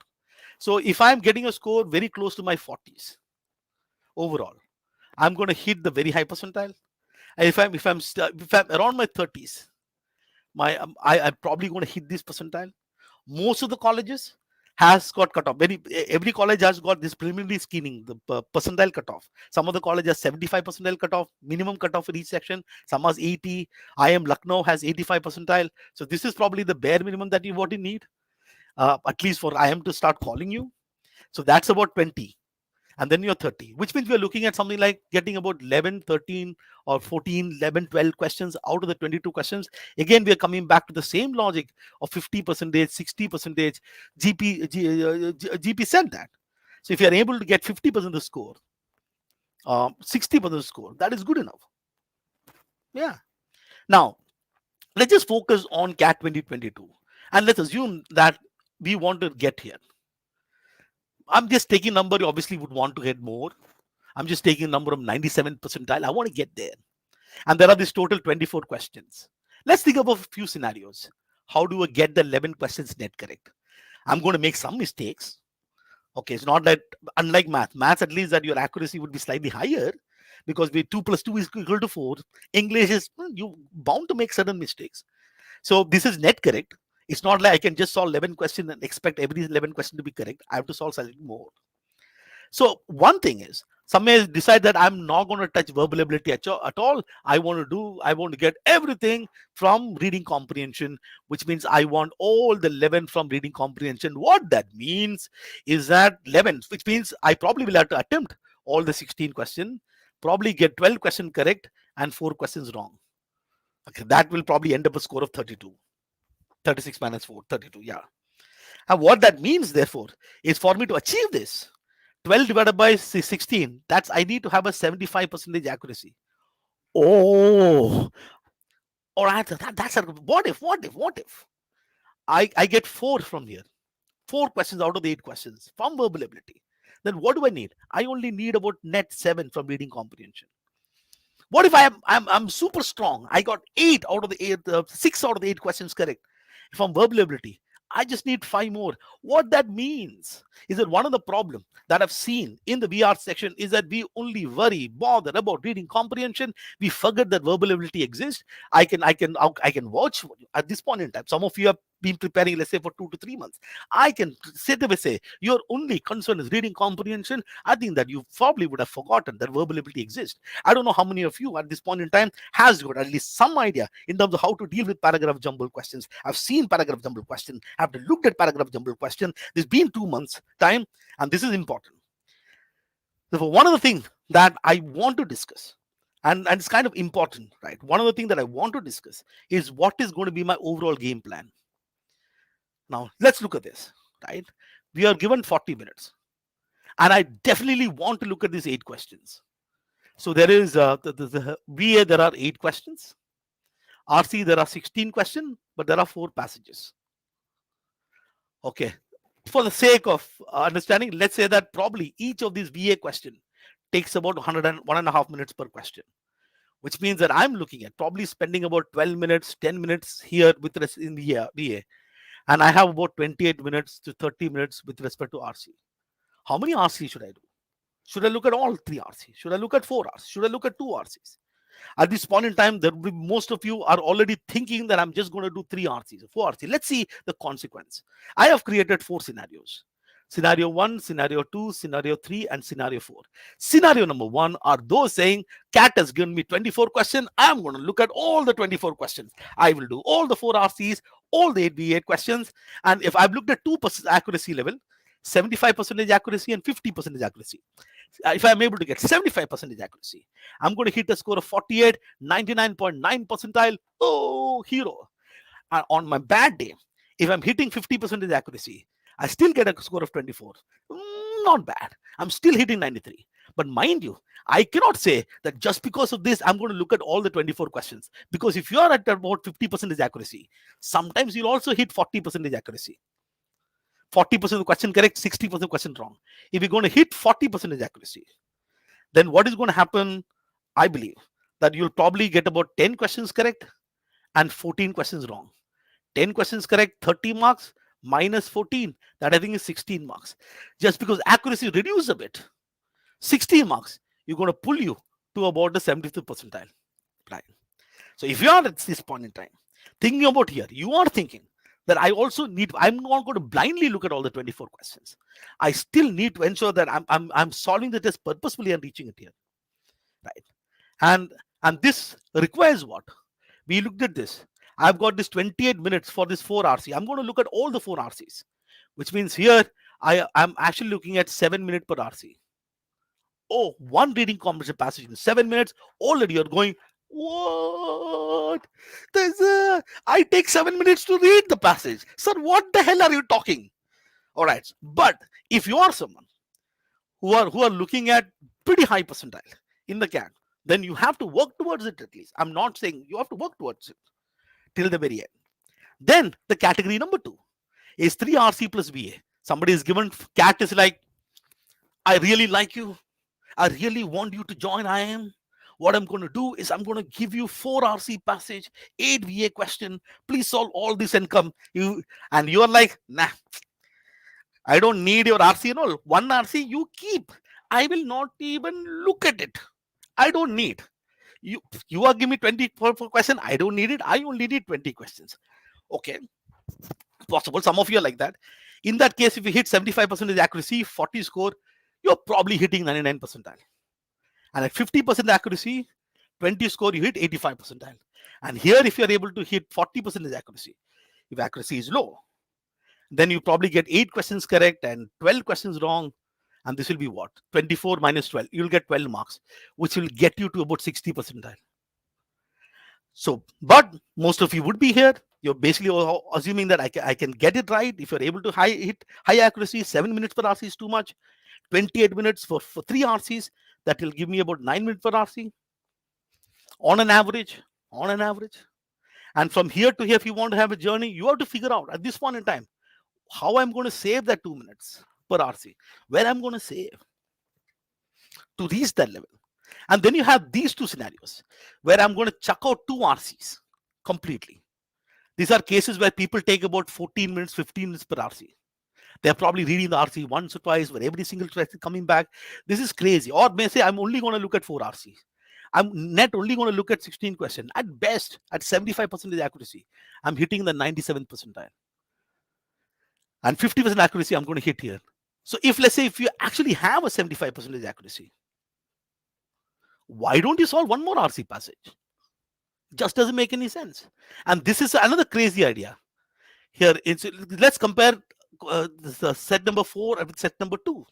Here is saying that I'm going to do 1 RC, another RC, another RC, another RC, 4 questions. This is plan 4. Plan 2 is saying I'm going to do VA, I'm going to do nothing. He's saying I'm going to do 4 questions, nothing here, 8. So you're going to do 4 levels of activity. Why would you choose this? So answers 3 and 4 is sort of out of question. In fact, if you're actually doing 4 RCs in the entire 40 minutes, you're net spending about 10 minutes per RC. Why not to move there? So if you are here, you have to kind of figure out a scenario wherein what is that I need to do to ensure that I can do this. For me to achieve something like this, I've got an activity. I've got to read the passage. That's the time that is spending. I'm going to solve question number 1. I have to solve question number 2. I have to solve question number 3. I have to solve question number 4. Which means when I read the passage once, I need to understand the passage. When I go to the questions, I should be able to eliminate answer choices. If I get stuck, like GP said in the earlier thing, I'll be willing to move on. Because the biggest time waste actually happens in options, not in reading. Some people think about reading very fast. You read so fast. Paragraph number 1 you read, paragraph number 2 you read, and then in the middle of paragraph number 2 you're going, where am I? What is this? What is going on? I just don't understand. Crazy. Why would you read fast? This whole concept of reading for speed is a crazy idea. This doesn't make any sense. Okay. So let's carry on. Move on to reading comprehension. Understand reading comprehension. What are the challenges? So let's understand what is CAT throwing at us. What is the length of the passage? What is the density of the passage? What are the source of the passage? What are the topics that I'm going to get? What type of questions I'm going to get? How complex are these questions? Let's look at all that. We need to understand what is CAT throwing at us so that we are ready to face whatever CAT is giving me. Let's look at how long the passages are. Number of words. I picked up from CAT 2020 to 2022 every single slot. I put them in ascending order. You look at these numbers, right? 493, 505, 490 to 507. All of this is roughly about 500 words. That's it. If you're good, if you can understand the topic, navigate other elements, which are these elements, right? Source, topics, how dense, navigate. You should be able to read the passage in about 3 minutes, 4 minutes. The idea is that I can read a passage in about 3 minutes, 4 minutes. You should not put any sort of number to it that I have to definitely read this passage in about 3 to 4 minutes, because the focus should be on comprehension. But I have to read in such a manner, a purposeful reading, effective reading, so that I can navigate and understand this passage. This is not a huge challenge. Let's look at how dense are this passage. Now, there are a lot of formulas that are used to understand how dense it is. I've used this formula, Flesch Kincaid grade level. It doesn't look at how complex the word are or the topic is, just looks at how long the sentences are. Total number of words divided by total number of sentences. Longer sentences, lot of clauses in, phrases in. It's a complex compound sentence, difficult to navigate. If you have a high number of syllable word, lot many stuff to read. Basically, the way in which you want to interpret is anything more than 13 as a grade is dense. I've color coded. 7, 11, 8, it's all not very challenging. Shorter sentences, easy to read. But CAT also gives dense ones, 12, manageable, 13, sometimes 20. The passages are is dense in the sense that longer sentence constructions available. That's another challenge CAT throws at us, which means I should be able to navigate passages which are dense. Now let's look at the third element, source. Now I've taken article. What is an article? Imagine a magazine. Imagine a magazine, or let's say a newspaper. Let's take a newspaper, Guardian. The author of the newspaper or the author of the magazine, when they write it, in their mind, who's the audience? Who is their audience? What are they thinking? Their audience are Aam Janta. So the way in which they write it would be in such a manner that is probably understandable to Aam Janta. Most of the cases, I'm sure that there are certain authors will still write difficult ones. But when it comes to journals, if I'm sorry, oops, this is going to happen. I've got a little cough. Hopefully things will be fine. Okay. So if it's a journal, I'm an author of the journal. Who's going to be my audience? Other researchers? So it's going to be slightly different. Books, imagine it's encyclopedia. Look at where the CAT is giving. Articles, books, journal. So everywhere. I'll give you specific sources. The articles can come from the Atlantic, the Spectator, the Guardian, a lot of New York Times. This is the last 3 years, by the way. There's one more New York Times. The New York Times. Aeon Essays, couple of times. Smithsonian Magazine. There are some Financial Times, Wall Street Journal, some science magazine, Scientific American, New Scientist, and one from Nepali Times. None of these. I can't see Indian Express. Where is Times of India? Where is Hindu? Where is Hindu? Not there. They are picking up articles from, I don't know, from these magazines. Let's look at books. Encyclopedia of undead, encyclopedia of emotions, encyclopedia of human geography, handbooks of philosophy. There is encyclopedias. Then I'm sure there are books of anarchism, sacred gaze, on writing by Stephen King, Humankinds by Rudger, Dystopia, Scandalous Knowledge. I have not read this book ever. And there are journals picked from a lot of Cambridge University journal, a lot of journal entry. What is CAT doing? CAT is basically throwing stuff to us from anywhere. Topic, I broadly put in humanities, social sciences, and natural sciences. Now, humanity will have law, philosophy, culture, gender studies, art, literature. Social science may have anthropology, sociology, psychology, and all these topics all over the place. You expect CAT is a management, MBA is a management institute, they should give management passages. No, all over the place. Let's look at the topics. Anarchism, textile as money, writing, elephant seal, piracy, China tea, undead, music, engineering, logical bias, critical theory, stoicism. Oh, so what I'm going to get in CAT 2023, I have no idea.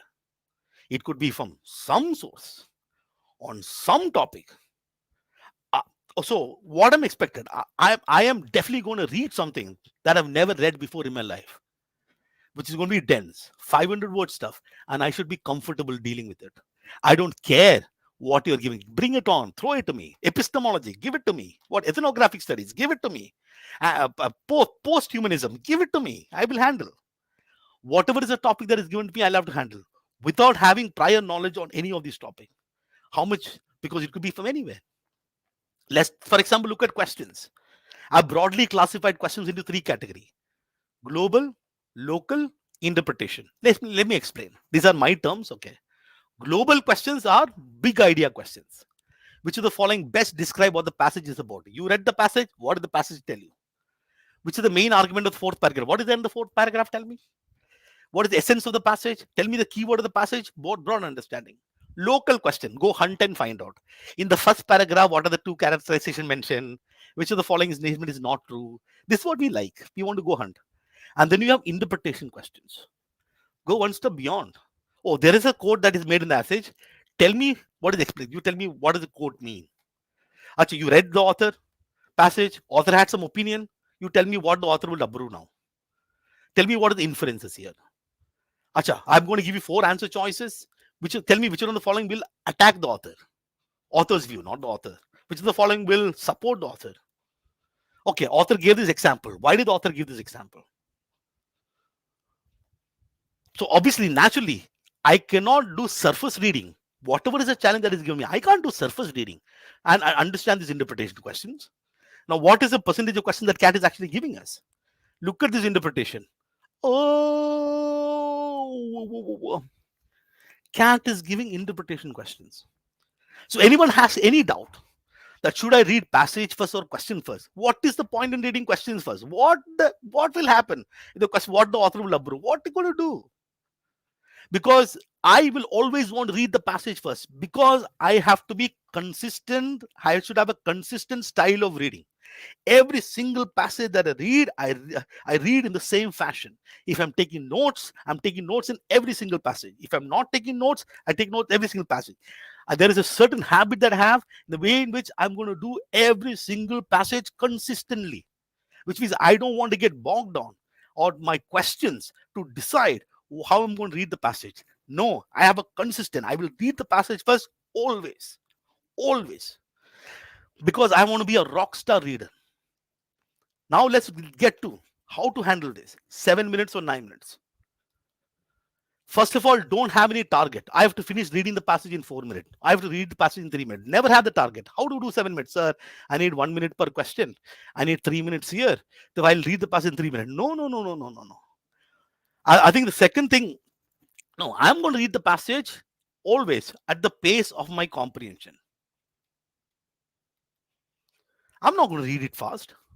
My hope is that when I read the passage at the pace of my comprehension, I will understand the passage so I can navigate the questions quickly. The biggest time waste does not happen in the passage. It actually happens in the questions, where in fact, in the options, I'm confused between options. 1 and 4, I eliminated. 2, 3, 2, 3. Then I keep going back to the passage, coming back, going to the passage, coming back. That's a waste of time. First, to avoid it, you should read the passage well. If you read, I'm not even asking you to read the passage slow. Reading slow is also a problem. I don't want to read every single detail. I don't want to understand every goddamn thing, but I have to read at a good pace of comprehension, what I can understand. And then I can deal with them. So, I'm going to use the CAT 2022 slot 3 passage.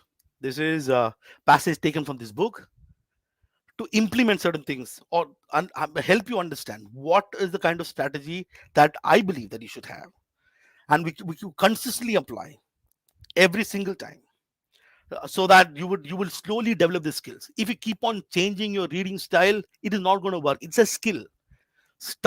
Commit on to one skill, and then say, this is how I'm going to deal with passages, every single passages. I will do this every single RC the same goddamn manner. 100 RC I'll get better, I'll get better. So always remember, read the passage first. Key. Don't change your style of reading with questions. I can't be skimming the passage. I can't. So there are 3 activities. I'm reading the passage. Second is, I have to decide what to retain. There are 500 words. Should I have to remember everything? Or should I not remember at all? I'll just read once and just go to the questions. But I have to retain something, because when I go to the questions, the question is always this: when I go to each of the questions, should I go back to the passage? Should I revert to the passage? For every single question, do I want to go and revert to the passage? I want to ideally keep this to minimum, because I can save time. If I understand the key, the key thing is to retain the information, knowing what information to retain. Please always understand is that the passage is divided into multiple paragraphs. The author has basically one purpose. Always ask the question, why? Why did the author write this passage? What is the purpose? Think about the purpose. Why did the author write? this particular passage? What does author really want to tell me? And when you look at every paragraph, in every single paragraph as well, you got one idea, one paragraph, one idea. One of those sentences, it could be the first, it could be the second, it could be anything. One of the sentence is its topic sentence. It is that idea, main idea. And other sentences are supporting that idea. It could be explaining, it could be giving an example, it could be explaining the example. I have to answer the question, why does this particular paragraph exist? What is the function of this particular paragraph? And therefore, after every single paragraph, I have to stop and reflect. In fact, for some of you, I'll even the retaining, I will even write notes for every paragraph. It could be about 6 words, 8 words, not a huge essay, not all the detail, just the main point, not the details.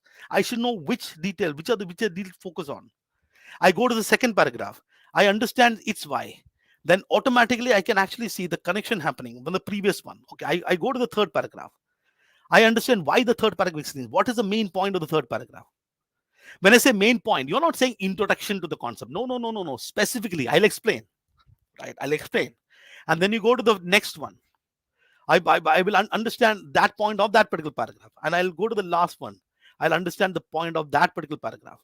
And at this point in time, I can connect the story. And I have not seen the questions. But please understand, every single question also has 4 answer choices. My key is to eliminate the answer choices which are wrong, are not aligned to these. So even if, let's say, the question is not specifically asking a detail, I can still eliminate answer choices because of the key point that I retained. And that's what we're going to do. So let's take, for example, this particular passage. 1, 2, 3, 4, 5, 6 paragraph. Right. So this passage has got 6 paragraphs. I'm going to read each of this paragraph. And then I'm going to pick and write my notes. And I'll probably, while doing this, help you understand what I'm thinking. Right. So let's read the first paragraph. And one thing happens is that when there are words thrown at us, ignore it. You don't have to have deep understanding of concepts. Suddenly somebody says epistemology. It's okay. It's something. X. It doesn't matter. You don't need any prior knowledge. So you just understand the structure. So let's read the first paragraph. Nature has all along yielded her flesh to humans. First, we took nature's materials as food, fiber, and shelter. Then we learned to extract raw material from a biosphere to create our own new synthetic materials. Now, bios is yielding us her mind. We are taking a logic. And one of the key things that when I read this, when I think about in my mind, think about why the author read it. I am very, very interested in the word now. So author is giving a historical sort of chronological story in terms of how nature has helped us, and now ended by saying now we are bios is yielding our mind. We are taking her logic. So I could see this first sentence. Why does the first sentence exist? I can write this note and say that we, let's say humans, from nature, using, I'm going to take bios logic. We are taking, but that's it. That's it. So this, imagine what is the role of this sentence. We took nature's material as food, fiber. Is important. Is it important in the context of the discussion? Also, first we did this, next we did this. The keyword was now. Therefore, author wants to talk about it. Very likely. Let's move to the second paragraph. Clockwork logic, the logic of machines, will only build simple contraptions. Truly complex systems, such as a cell, a meadow, an economy, or a brain, requires rigorous non-technological logic. We now see that no logic except biologic can assemble a thinking device or even a workable system. It's like that biologic is awesome. I like it. Why does this paragraph exist? To tell that biologic is awesome. Biologic creates complex system. We can create complex system. By machine logic, we can create simple system. So what is the whole point here? That's all the point is. Where else? The point of second paragraph that the second paragraph is telling me is biologic or bios logic or nature's logic is much better, bigger than machine logic, in the sense that nature logic can create complex system and machine logic is simple system. Already I know the connection, right? The connection is, okay, we are extracting biologic from nature, and the biologic is an awesome logic that we are extracting. Story is good. Let's look at the third paragraph. It is an astounding discovery that one can extract the logic from bios out of biology and have something useful. It is amazing that we can do this. Awesome. Although many philosophers in the past have suspected one could abstract laws of life and apply them elsewhere, it wasn't until the complexity of computers and human made systems became as complicated as living things it is possible to prove this. It is eerie how much life can be transferred. So far, some of the traits of living that has been successfully been transported to mechanical systems are self-replication, self-governance, limited self-repair, mind evolution, partial learning. Let's take, for example, a deep look at this particular paragraph. Look at this sentence, last sentence, which talks about so far certain things is taken. You ask yourself, what is the reason for it? It is merely giving certain examples, justifying what? That we are taking lot many things, justifying this particular statement, lot many things are getting transferred. And this also says, what is this sentence? Complexity of computers and human made systems are helping us transfer many things. And this particular sentence here has to be the detail. And this is a skill that you have to develop, knowing what is the hero of that particular paragraph. And every single time when you start reading the next time, whether it is an article that you're reading, this is what you have to keep on asking yourself. It will probably be a slow start. Initially, you might make some mistake, but if you focus and always come back, once you have done a particular passage, right, don't immediately look at solution. Come back and read the passage once again. Look at the whole passage. So here is that we can do this because of computers and system. That's all this passage is saying. All right. Let's look at the next paragraph. We have reason to believe, yet more can be synthesized and made into something new. Okay, so far we're going to do more. Yet at the same time that the logic of bios is being imported into machine, the logic of technos is important to life. The root of bioengineering is a desire to control the organic life long enough to improve it. Domesticated plants and animals are examples of techno lives applied to logic. The wild aromatic root of Queen Anne's lace weed has been fine-tuned over generation by selective herb gatherers until it has evolved into a seed carrot of the garden.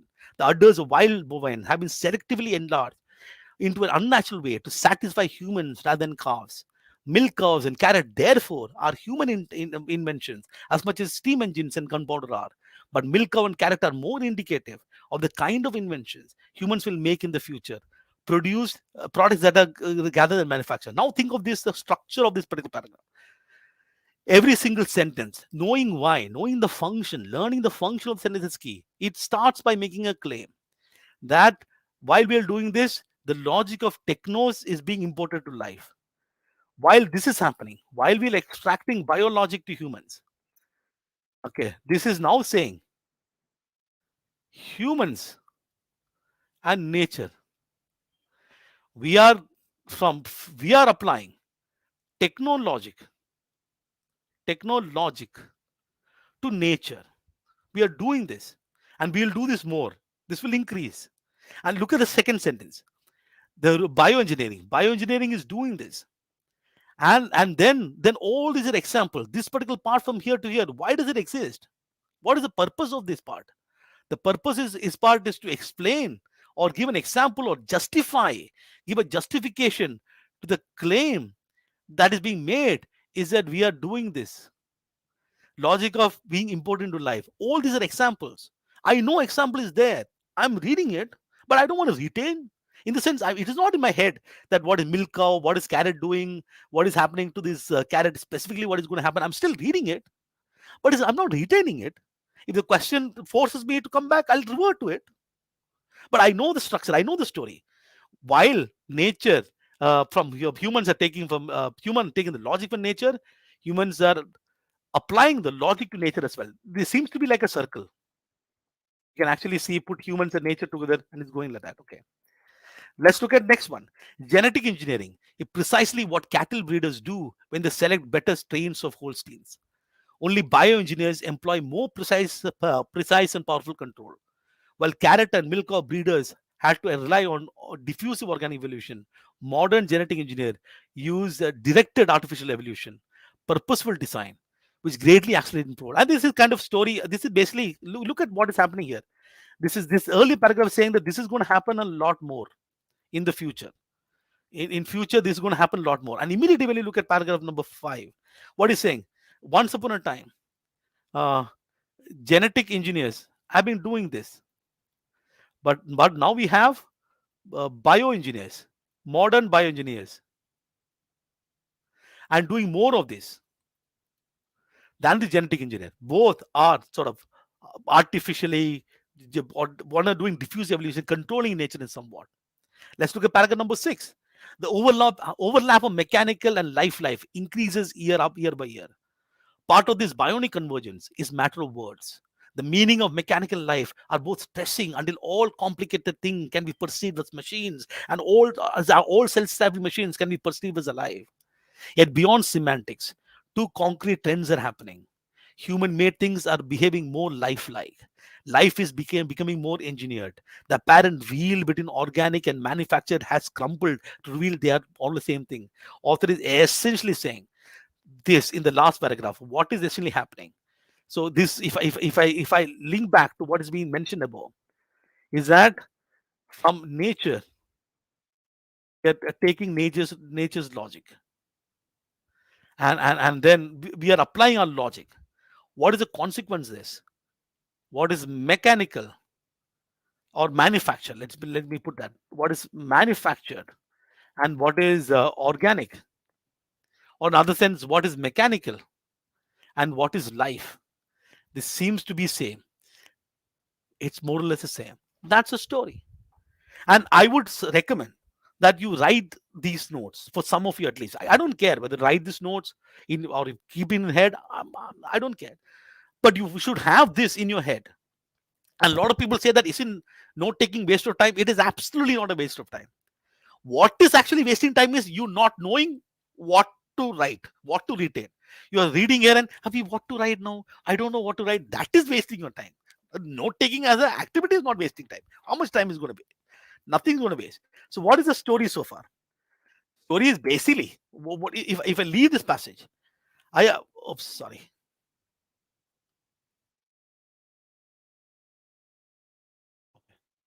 One second. Give me a second. I was trying to, not this one. I'm trying to snip this.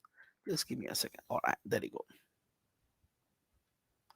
So what is saying? From nature, we are taking the logic. That logic amazing. We can do that because of technology. But we are also applying our logic nature. Genetic engineering has been doing it. Bioengineers are now doing amazing work. In short, what is happening? What is manufactured? What is organic? Who knows? Everything seems to be the same.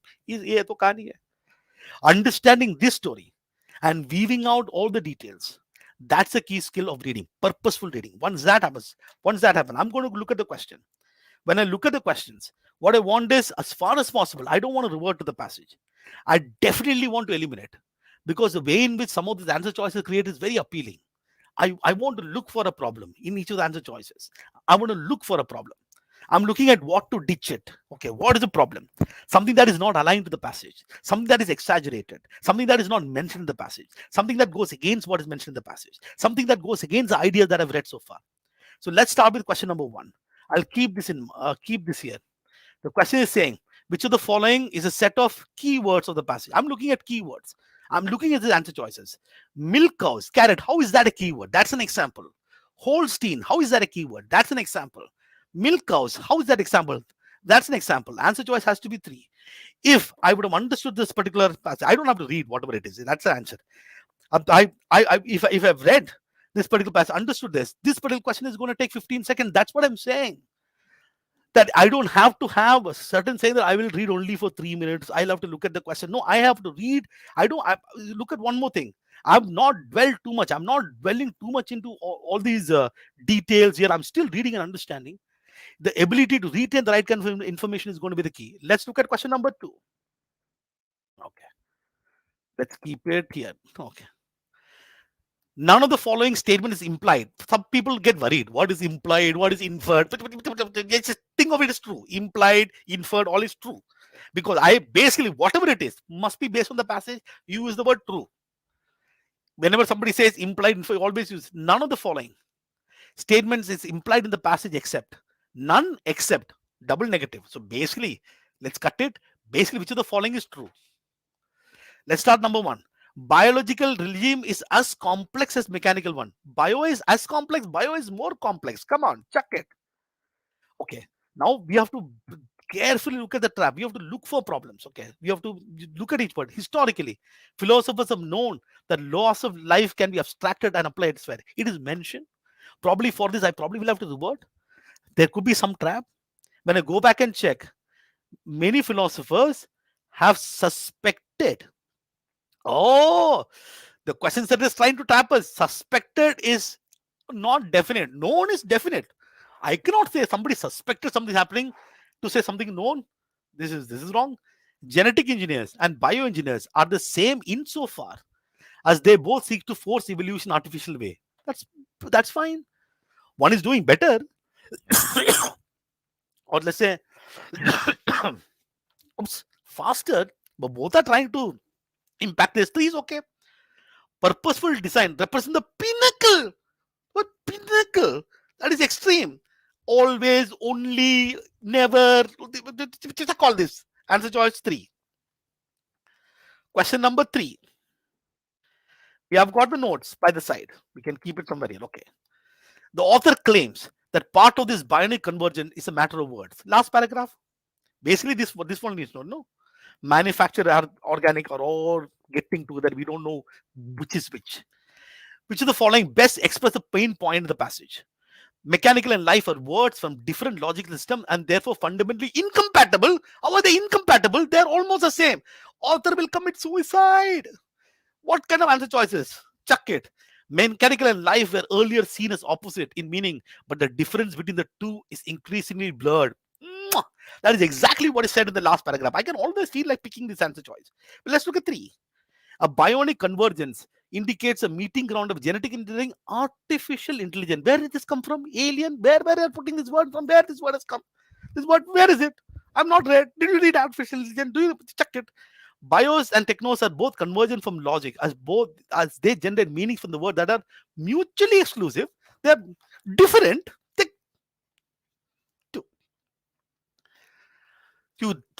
Okay, there you go. So you have got question number 4 here. This is, sorry. Author claims that the apparent wheel between the organic and the manufactured has crumpled, revealed the two really are, and always has been one being this one. Wheel, whatever is it, you have got manufactured, manufactured, and you've got organic. Whatever was those differences, that differences is now crumbled, and they are one. That's what he said. Organic reality has crumbled under manufacturing. Organic reality crumbled. This is all twisting it. Where is whatever the wheel between them crumbled? Organic can't crumble. Scientific advances are making it increasingly difficult to distinguish between organic reality and manufactured reality. That's what he said, no? Apparent reality and organic reality are distinguished by the fact that former is manufactured. What is going on? The comparing of organic wheel. What is the organic wheel? What is organic wheel? The apparent wheel between organic. This wheel, there is no organic. What is this?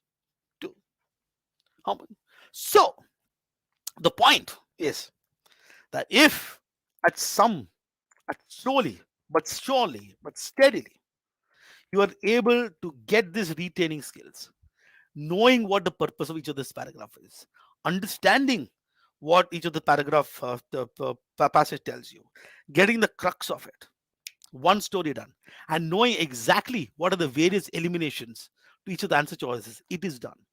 So if for instance, some of the question is confusing, you can always leave the question and move to the next one. So don't force yourself in any way. Put a timer somewhere and say that I want to do this. I want to read in 3 minutes. I want to read in 4 minutes. I want to read in 5 minutes. I want to read is irrelevant. You read at the pace of your comprehension. What you want to do is read one paragraph. Stop. Think. Read the next one. Stop. Think. Start this every single day now. So whenever you're doing a reading comprehension passage, once the passage is done, very important thing that you have to do is that you go back Don't look at the solution at this point in time. Go back. Now sit with that particular passage, read the passage, and reflect on your notes. Work on the passage every single time. Okay, and then learn. Look at each of the answer choices. Look at the traps. What is the trap? Why is this wrong? And pick the learning. Then go to the next RC. I have seen lot many people. Sir, I've done 100 RC passage. My score has not improved. I want to do 100 more. What do you mean? 100 RC you did. The score has not improved. What is the guarantee? The next 100 is going to improve with 50. We will have to have purpose reading. So read as much as you can. Okay. I'm going to do verbal ability. I've got 10 minutes. Hopefully, I'll be able to finish it. So the first type of question is paragraph summary. The paragraph summary is basically reading comprehension. It's a paragraph is given, summary is given. If you're good in reading comprehension, good in this. So like say it can be number of words, can be about 100, 140 words. The grade level, remember, anything more than 13 is dense. It is relatively dense. Most of them are dense. It could be from anywhere. Psychology, history, science, fun. It could be anything thrown at us. We do the same thing. The question says, the passage is given below followed by 4 alternate summaries. Choose the best capture essence of the passage. We will have to eliminate. That's all. We will look for a problem. Look for a problem answer choice, which is not aligned. That's what we're going to do.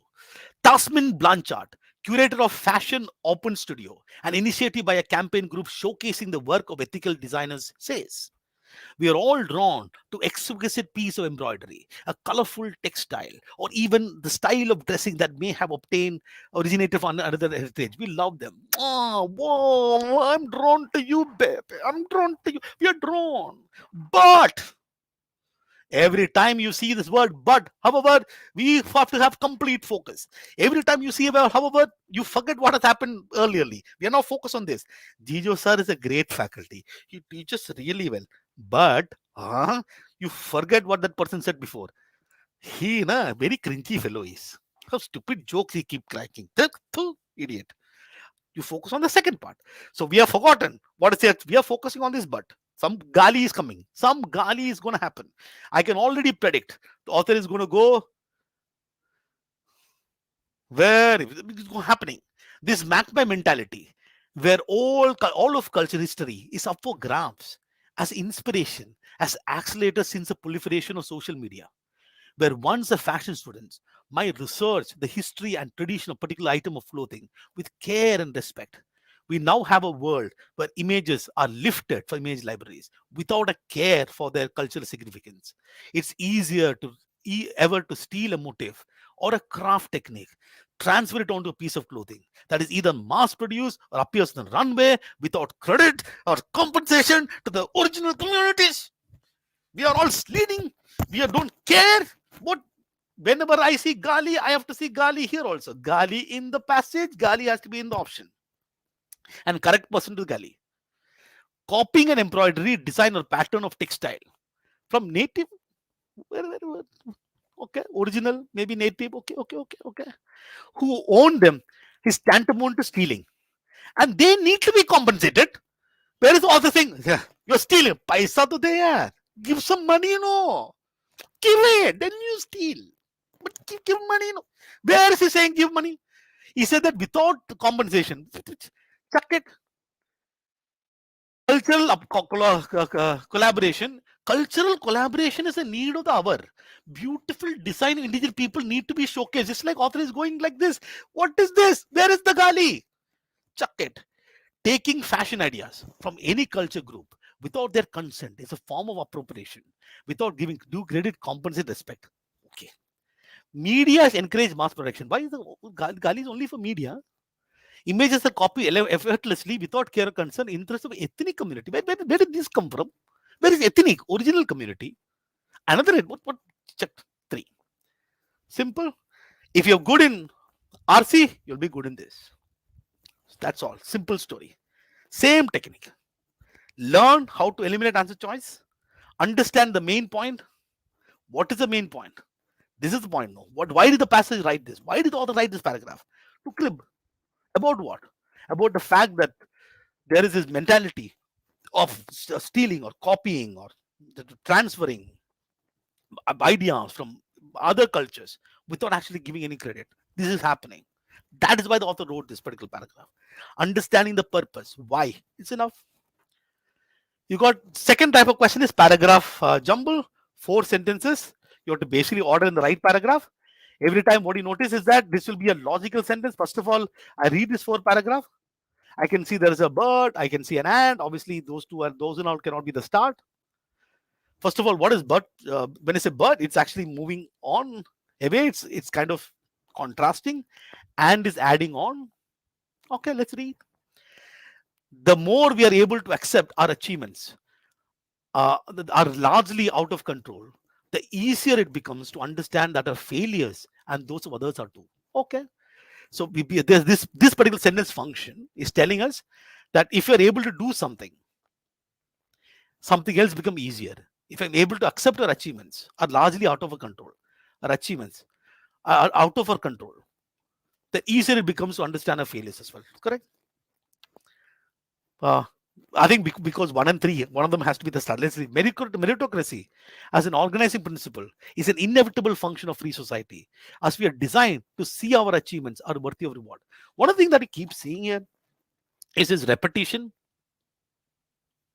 For example, look at this word achievement, that is being repeated.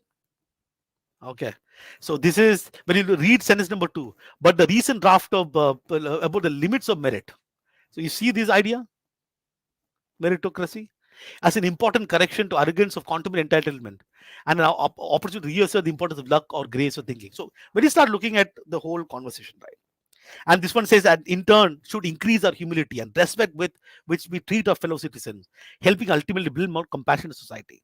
And that in turn, what does that mean? That in turn, the consequence of it. Very clear. Here is saying this sentence number 3 is saying meritocracy is basically saying our achievement should be given award. But merit, there is a limit to this. So 2 is actually, so what does 2 need? 2 is saying, but merit is bad.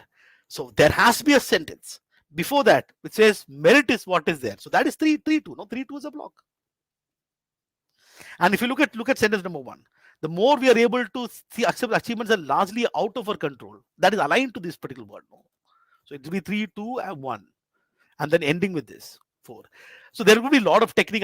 I don't have enough time in terms of spending this time. I'm basically going to say this. Okay, this is the original paragraph. So you have this meritocracy is a free of society. We are designed. So when you look at this from the original paragraph, the first 2 sentences are taken together to create this sentence. And they say, but the raft of books about the limits of merit, arrogance, and luck, political thinking, that is the second sentence. The more we are able to accept our achievements and largely out of control, easier failure, others too. That is that sentence.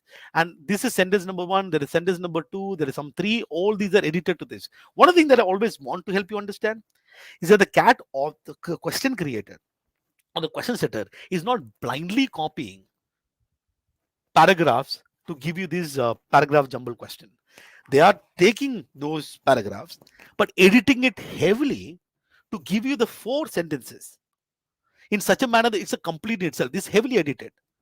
So whatever be the original source, when they create this question, the 4 sentences are absolutely edited. That means there is just only one way of arranging this. There is no other way to arrange this 4 sentences. And it will have a solid start, usually with very general ideas. And that is something that you keep in mind. Paragraph, a lot of people say that paragraph jumble is bad, tough. It is not. I really want you to look at all the paragraph jumble question from CAT 2018 to CAT 2022. Every single paragraph jumble question. Once, twice, thrice, 4 times.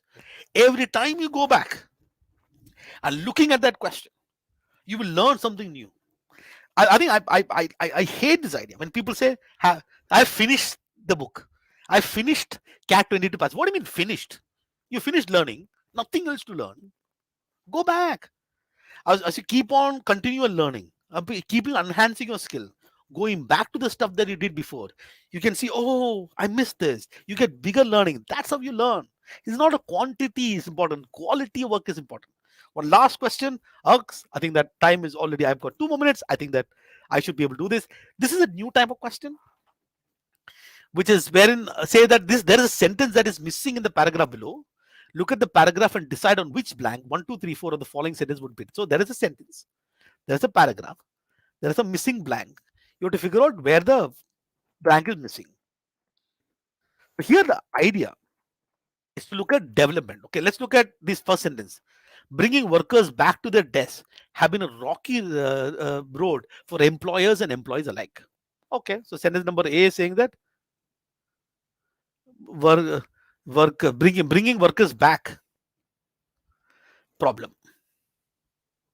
There's a problem in getting people back. Sentence the second sentence saying the evolution of the pandemic has meant that best laid plans have often not materialized. Plans has not worked. Again, talking about some problem. Let's look at this sentence.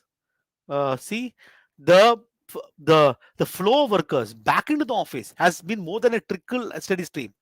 Workers are just trickling, only trickle. There's no steady stream. This three sentences seem to be a crib. Then I see this word yet. We are moving on. Oh, that is interesting. D. Okay. There is. I think they clearly. I can see there is all is talking about some problem. And D onwards, some okay, it's moved on, yet. But however, let's see. While plenty of companies are still working through their policies, some employees across the globe are now back their desks, whether on full-time basis. Okay, so some are working, some plans are working. That means we are beginning to get some clarity. We are seeing clarity. So there is this part is saying problem. This part is giving a hope. Now, sentence number, this blank number 1 is here. This is blank number 1. Plans have not worked. Blank number 2 is here. Blank number 3 is here. Blank number 4 is there. Okay. 1 and 2 blank, part of the problem. 3 and 4 blank, part of the hope. Let's look at the sentence. This has meant lot of uncertainty around the world, wide world, scale of return. Problem. This has meant, okay, direct correlation to the direct attachment to another sentence. Uncertainty around the world. What a wild wide scale of return office. Okay, this is definitely not a part of 3 and 4. It is not a part of this. Where can it fit in? Very clearly, plans has not worked. So, wide scale of return, or workers are still trickling. Workers are coming in 1 and 2. Workers are coming 1 and 2. That means worldwide scale of return might look in practice. It makes a lot of sense to place this fellow into here. And then move yet. So when you look at all the paragraph questions, when you think about all the paragraph based question, you have to understand paragraph has got 3 things. One paragraph has got 3 basic things. One is unity. A paragraph has to deal with a single idea. New idea, new paragraph. Second, a paragraph must have coherence. Every single sentence has to be connected to the previous one in an amazing fashion so that the people can read and understand. 3, there has to be a sense of development. Problem solution. Cause effect. Opinion. Somebody is clear. A background. Example. Whatever. It has to have development. What is paragraph summary testing? Testing the unity. What is paragraph jumble testing? Coherence for a lot and also development of ideas. How can you arrange it? What is paragraph completion testing? Coherence and development. Which means all these 3 things require the same set of skills. If I understand paragraph, if I understand sequencing idea, logical sequencing idea, understand the role of every single sentence, how the ideas goes, I deal with this. What is passage? Passage is the combination of paragraph. It's all one skill. At the end of the day, it's about comprehension. So the most important skill that you have to develop, your ability to comprehend, right? So, ability to comprehend. So one is read an article. I've given some sources here. Read article every single day. It expands it.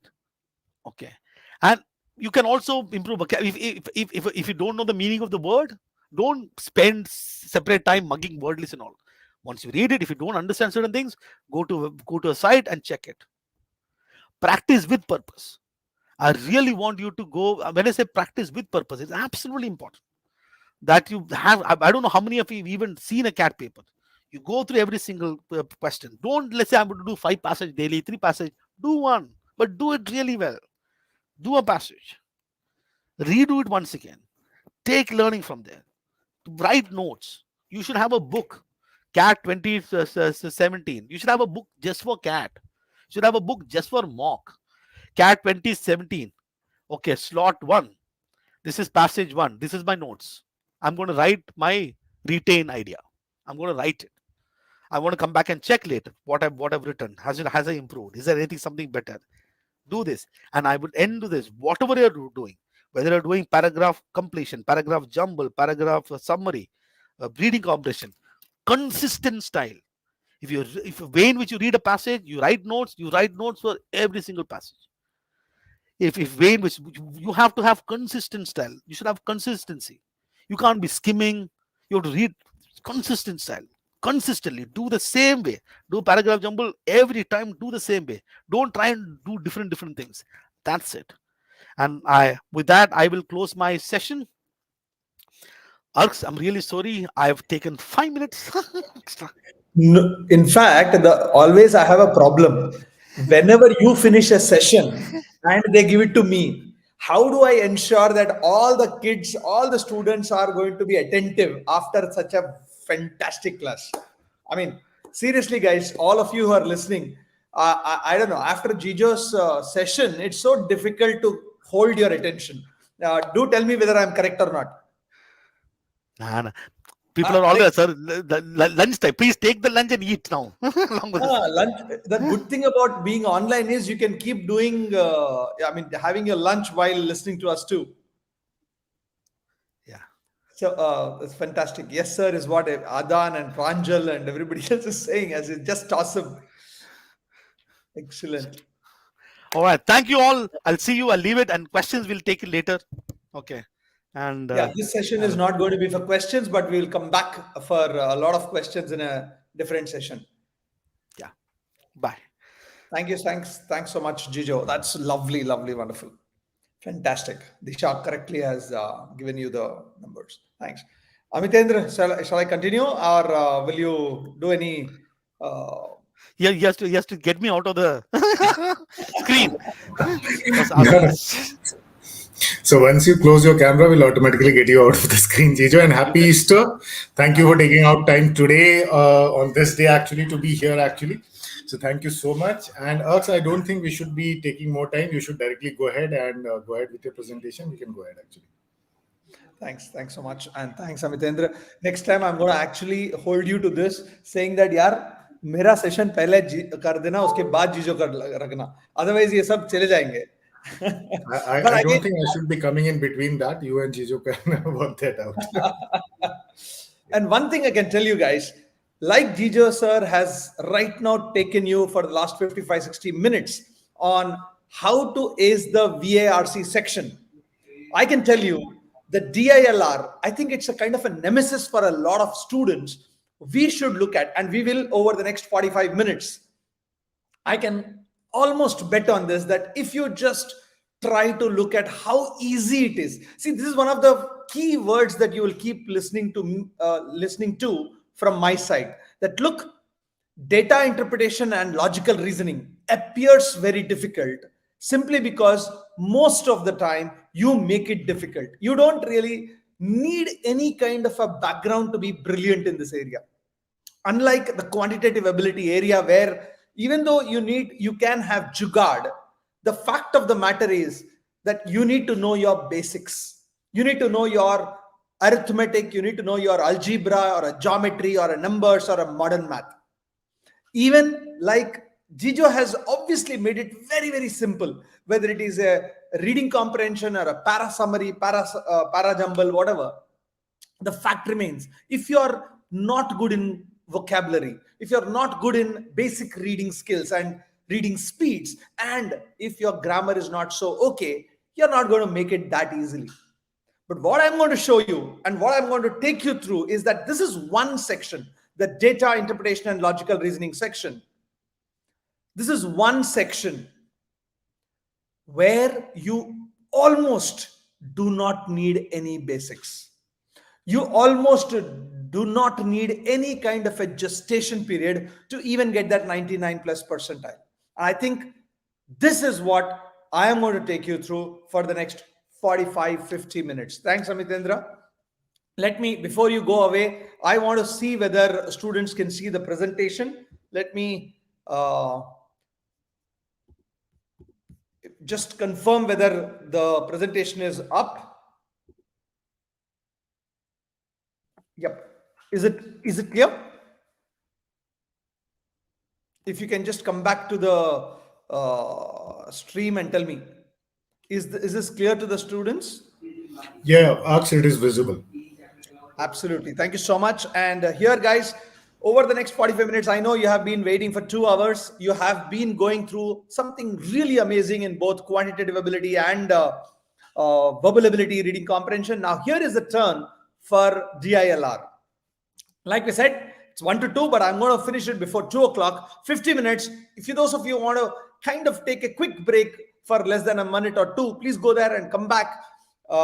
If you want to have your food for your lunch, make sure that you have it in front of you and start having it, because I'm going to take you through something really, really amazing. In fact, I might probably take 40 minutes and showcase to you that getting a 99 percentile could be possible as of tomorrow. Forget about the November the 26th. November 26th is actually the exam. This year it's going to be 26th of November this year as far as the CAT 2023 is concerned. And therefore, here's what I want you to understand. You really don't have to wait that long. Having said that, there are certain ways in which you can improve however bad you are at this stage, at this juncture of your preparation. Once again, very, very quickly, let me put it across to you here. To get a 99 percentile, I'm going to concentrate on DILR. There were 20 questions in this paper this year. That is 2022. All you wanted to get was a net 9 questions correct. Net 9 questions correct. And about net 11 questions correct, you are going to be at the 99.5 plus percentile. I think that is what we are discussing. But here is what I'm going to look at it. Even if you do one set correct, four, in fact, actually it is be 5, because there are 5 questions in each set this particular year, CAT 2022. But even if you get 4 correct net, you are going to cross the cutoff for IIM Lucknow. IIM Ahmedabad, the cutoff for a general category student is just about 75 percentile. Or 70 percentile, which is like 3 net questions correct. 3 net questions correct. In the whole paper of 40 minutes, there are 4 sets. You need to crack 1 set. And I'm going to showcase to you that you can crack many more sets. In fact, all the 4 sets if required be, provided your thinking is very, very clear. And let's look at it, how we can do that.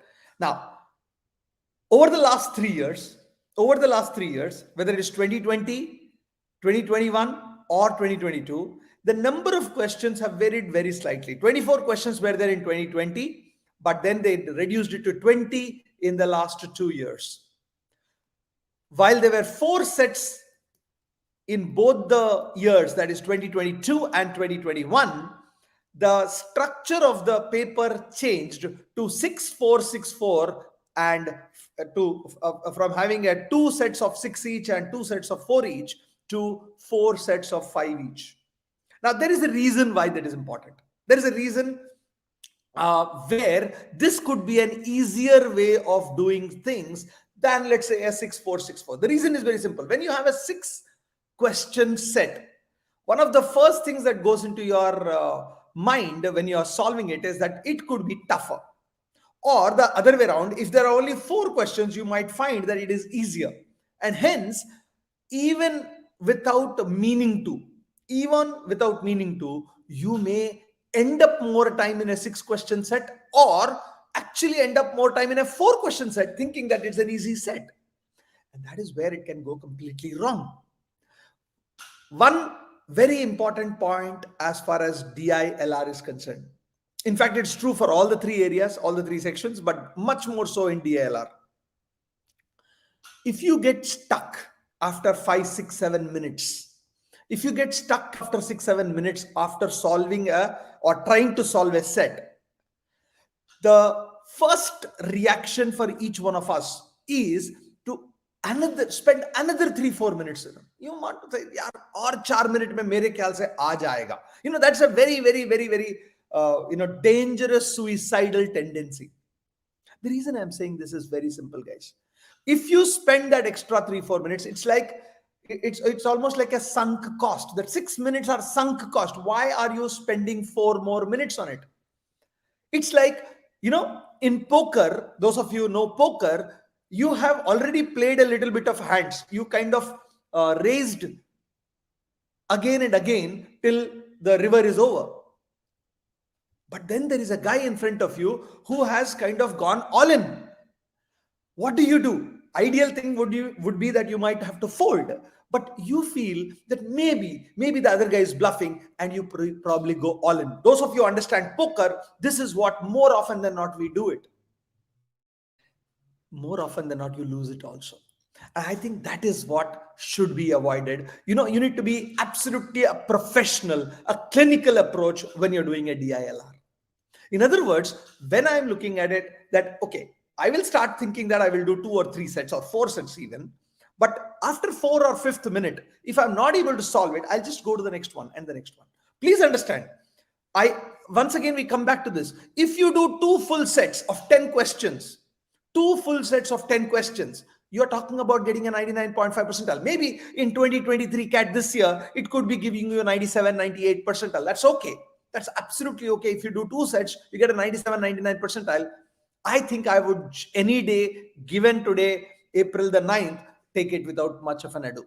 But having said that, if we are talking about 40 minutes to the set and 2 sets of 12 minutes is what I have to solve, and there will be easy sets always in DILR.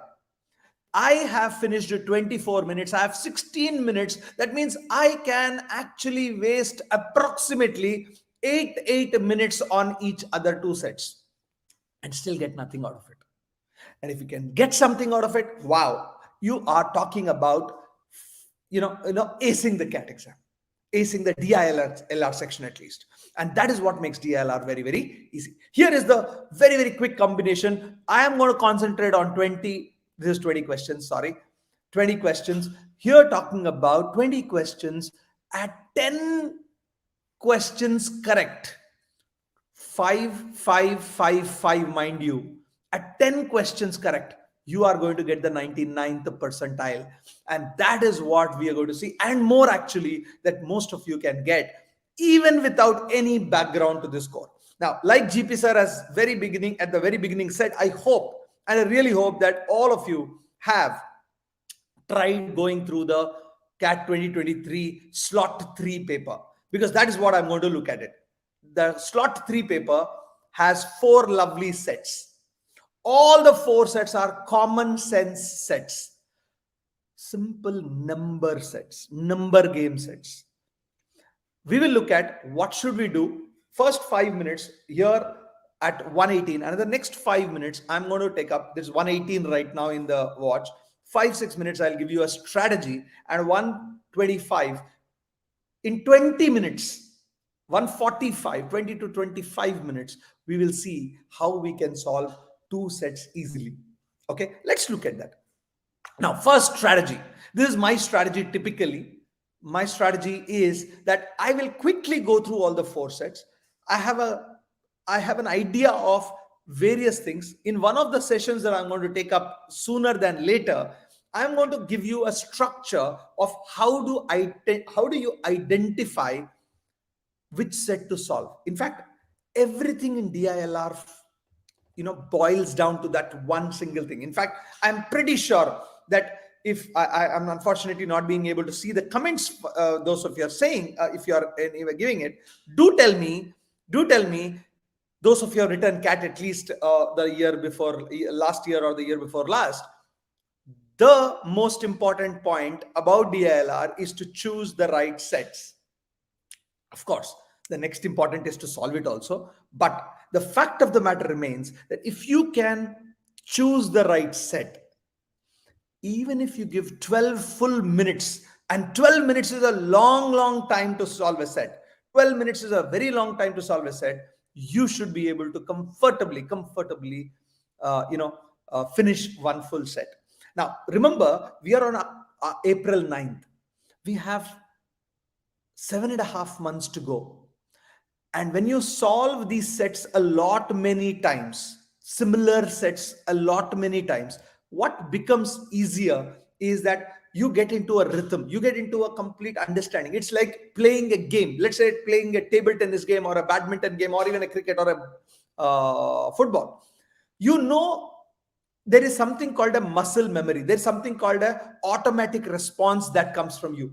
When I look at a set, how do I decide that this is an easy set or a difficult set? If I have seen similar sets before, if I have seen not similar meaning ditto also, even remotely similar, I know what I have to do. And that is what becomes, I think, paramount as far as DILR is concerned. So one of the first strategies that I will tell you is, first, quickly go through the 4 sets. My bet is 2023 CAT also will be a 2-hour paper with 40 minutes for DILR section. Most probably with again the 4 sets of 5 questions each. If that being the case, 4 minutes, you look at 1 minute, broadly read up what is the idea behind it, second, third, fourth, and then take a decision which 2 to 3 sets to solve, and then start solving the first one. If you are able to continue solving it after 4-5 minutes, there is no problem. If you're not, remember there are at least 16 minutes to, so to say, waste, and you can still do 12 minute sets, 2 sets of in 12 minutes each. Trust me when I'm saying this, you will see it again and again that there will be easy sets. There will always be easy sets in the CAT paper. The second idea is what GP sir normally picks up. He spends almost 2 minutes on each set even before he takes a decision. That means about 8 to 12 minutes on the first set itself, on choosing the sets. Once you've spent that kind of time on choosing the sets, then you can solve the first set in 12 minutes and 12 minutes, or you can actually go to 14 minutes. This is for all of you who are a little afraid of it, but you want to choose the right set. That means you need to give a little more time in the initial stages itself before taking a decision on which set to take or which set not to take. But before I go into slot 3 questions, one very, very important thing, make a note of it. Somewhere, like Jijo sir has said, when I read an RC, let's say a previous RC, I will write down the points of importance, points that I have understood kind of thing. Similarly, whenever you see a DI set or a logical reasoning set, I said a little while back, the most important thing is to choose the right sets. Actually, I was not telling you the truth. I was telling you only half truths.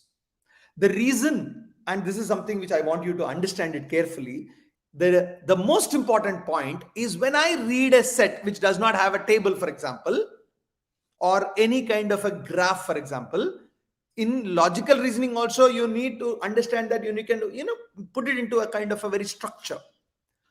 So to crack DILR, I'm changing this. To crack DILR, the most important point, the most important skill that you need to have is to get a structure out of the passage that is given to you, structure out of the set given to you, structure out of the logical conditions given to you. If you can get the structure correct, chances are very, very high that you will crack the entire set completely. And I think that is one. So here is what I'm saying. The first important thing for DILR, the DILR essentials, if I can call it, is to structured representation of data, representation of Data. If you can you can represent the data in a very structured manner, half the problem is done. And of course, having done that, look at the number of conditions given to you and select the right set. Now, I am going straight away into saying that this selecting the right set is an easy thing. This for another day. I am not going to take it up right now, but there is a special session that I will do only for how do you select right sets from among multitude of sets. In fact, I'm going to pick up each set and say, hey, why should you select this? Why should you not select this? Why could you have selected this? Could not have selected this, kind of a thing some other time. But these are the two essentials as far as DILR is concerned. I hope you are able to understand. Just give me a thumbs up if you have understood till now whatever I've said. I can also see your comments also when it's going on, so that I understand that you are following me as we go along in this session. Okay. Absolutely. How to identify the right sets is absolutely right. Relaxing music, whoever is saying that kind of things. Thanks, Michael. Thanks, Amrit, Ketan, Vivek, Jagular, AD Jagular. Okay. Thanks, Aman, Pranjal, Jagruk person, Dilip, all of you. I understand this. Thanks, Vinayak and Meda, Abhishek, everybody. Now, here is the therefore. Now I'm going to take it up. I'm now going to take it. Kanishk, I will pick it up, Kanishk, later. But here is what I'm going to look at it. There are four sets we have. The idea we said in the very beginning is not to solve all the sets. So therefore, I understand that I can solve all these four sets some other time. But I'm going to showcase to you that, boss, this particular paper, the world over has said, when I'm saying all the CAT 2022 students who have come out of the exam said, ye kya tha, itna difficult tha, kind of thing. I'm going to showcase to you, my friends, that it is not difficult at all. But like I said, a structure. I'm going to use this word or ad nauseum so that you get bored of it. But at the same time, you will see from your own self, each one of you need to get that structure up. Make sure that you get that structure up. Because if you do that, I am pretty sure you will be in a position to solve it. Let's look at this. Now, there are four sets, I said. The first set appeared to be a difficult set. I hope all of you can see it on screen. This is a lengthier set. Typically, when I have this set, I am going to, also showcase to you something important. If I start the reading of it, let's look at all the first year students in the computer science department in the university take both the courses AI and ML. Students from other department, non-CS, can also take one of these two courses, but not both. Students who fail in a course get a F grade. Others pass and are awarded A, B, or C grades depending on their performance. Now look at this. There are two courses, AI and ML. CS and non-CS students take it, and every student gets either an A, B, or A, B, C, or a F grade. Okay, the following are some additional facts about the number of students who took these two courses this year and the grades they obtained. The number of non-CS students who took AI and ML were in the ratio 2:5. The number of non-CS students who took it, etc. The number of this is etc. In both the courses, 51 passed. No CS students, etc. The number of CS students, okay, in the ratio. Now, this is a very, very simple thing. If I don't even read the entire story. I know that this particular set is all about making my number set. Before I go into figuring out whether I'll solve it or not, let me look at the questions. There are 5 questions in it. How many students took AI? How many CS students failed in ML? How many non-CS students got A in grade ML? How many students got grade A in AI? How many non-CS students got B grade in ML? Now look at this. There are 3 ML questions and 2 AI questions. Whichever way it is. I can choose ML or choose AI kind of things. Now, It will still take about 2 minutes. If you have seen similar kind of a question, I'm not saying same question, anything to do with the numbers, ratios, and if you're comfortable with ratios and numbers, this particular set can be solved very, very easily. I'm not going to solve this set for you. Like I said, look at it. Let's say I will keep reading it and figure it out how to do it. First and foremost, I know, I'll go back and read this. All the first year students in the computer science department in university take both the courses. All the first year students take. Students from other departments can also take one of these two courses, but not both. Now, these are the two key words here. Students who fail, then this is another thing, fail, etc. Following are additional facts. So people who fail get F, others get ABC. Now, there are non-CS students and there are CS students. In AI, now look at the total number of, so if there are total number of non-CS students and there are total number of CS students, all the CS students take AI also, ML also. But we do not know how many of them take, non-CS students take AI and how many take ML. Now, this is what the first thing that you'll understand. Now, look at the first sentence itself. This is something which I will again tell you when I am doing DILR or DILR 1000, is to showcase to you that you need to look at, there are 8 sentences or 8 conditions. Each condition has to be somewhere I need to incorporate. The number of non-CS students who took AI ML were in the ratio 2:5. Non-CS students, AI and ML in the ratio. So it could be 2K and 5K.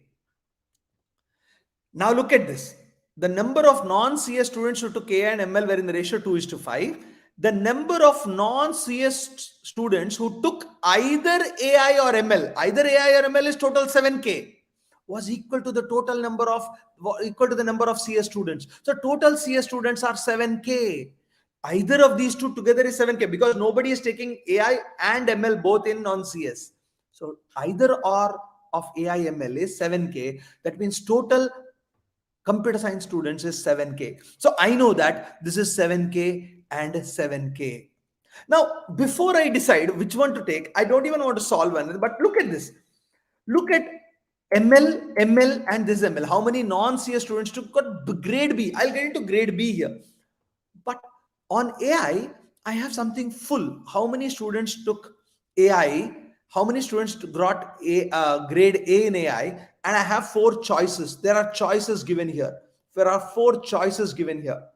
So if I have to take a decision, and let's say I want to first figure out AI, can I solve it or not? So for each AI, there are computer science students, 7K of them, 7K of them, and there are non-computer science students, 2K of them, each of them getting the grades A, B, C, or F. Similarly for ML. Now, this is the most important thing that I'm going to showcase to you of how I make a table. This is the important thing. So in CS, AI, there are 7K students doing it. Non-CS, I know it is 2K. Total is 9K. Similarly, CS, 7K, all of them are taking the machine learning program, but non-CS is 5K and total is 12K.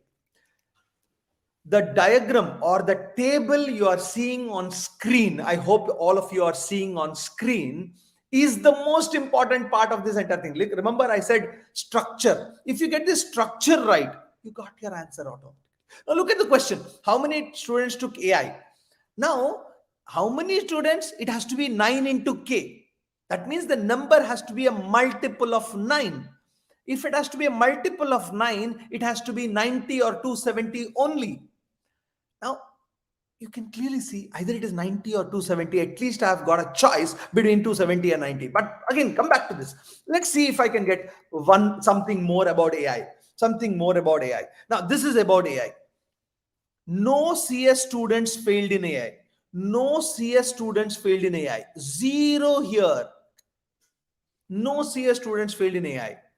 While no non-CS students got grade A in AI. So this is non-CS students, nobody got 0, this is here. So this is also gone. Now, is there anything? Number of CS, this is ML. In 50% of the, in both the courses, now both the courses, 50% of the students. Now the problem is 50% is out of the 9K, 50% here, 50% of the students, sorry, no, 50% of the students who passed got a grade B. I don't know how many passed yet. So I can't get by while the numbers of etc. I can't do this. This is still not clear. What do I do with this? But look at 6. Look at 6 now. The number of CS students, who got A, B, C grades respectively in AI, where in the ratio 3:5:2, while ML, the ratio was 4:5:2. Now, just think about it. There are 0 people getting fail grade in AI for computer science. And I know the ratio is 3:5:2. That means all the 7K will be in the ratio 3:5:2. All the 7K will be in the ratio 3:5:2. 3 out of 10, 3 by 10 of 7 is 2.1K. Now, please remember one thing. I have got this question. How many students got grade A in AI? The answer has to be 2.1 into K. Now, I know if it is 9K, 9K has to be 90 or 270. That means K has to be 10 or 30. If it is 10, it has to be 21. If it is 30, it has to be 63. So I know for a fact that this number should be either 21 or 63. Now look at this. How many students got grade A in AI? 63, 42, 99, 84. Answer is 63. The moment answer is 63, K has to be 30. And the total number of people is 270. This is called, I'm not using the word jugaad here. This is called smartness of this. You don't have to solve everything. By looking at the questions, and this is CAT 2022. I'm not talking about anything, showcasing from outside. CAT 2022 question, you got this. Now, the moment you get this one, 270, you got AI. This is 270. 9K is 270. Therefore, this has to be 7. This is 7 3s are 210 here, 60 here, 210 here, 150 here, 360 here. You got half the problems. And here, 30 students failed in ML. 30 students failed in ML. This also you got here. This means this is 330. Half the students got grade B. This is 165. And the ratios also you will get to know. After that you can solve it. I am not going to solve it because in both the courses, 50% of the students who got passed grade B, while the numbers of students who got A and C were same in AI, they were in the ratio 3:2 for ML. If it is 3:2, 165 are grade B. That means this has to be 110. This has to be 55. Remember 165, 3:2 ratio. So is it 3:2? Yeah, 3:2 ratio. It has to be 165, 3 by 5. It has to be 3 by 5 of 165. Sorry, 55. What am I getting? Sorry, I'm just 50% of the students got, this is 165. The remaining are 165. And while the number of students who got, for ML is 3:2. This is 165 to be divided as 3:2. Sorry, 3 by 5 of 165. There is 30. 399 and this is 99, my mistake, 99, and you will get your whatever 66.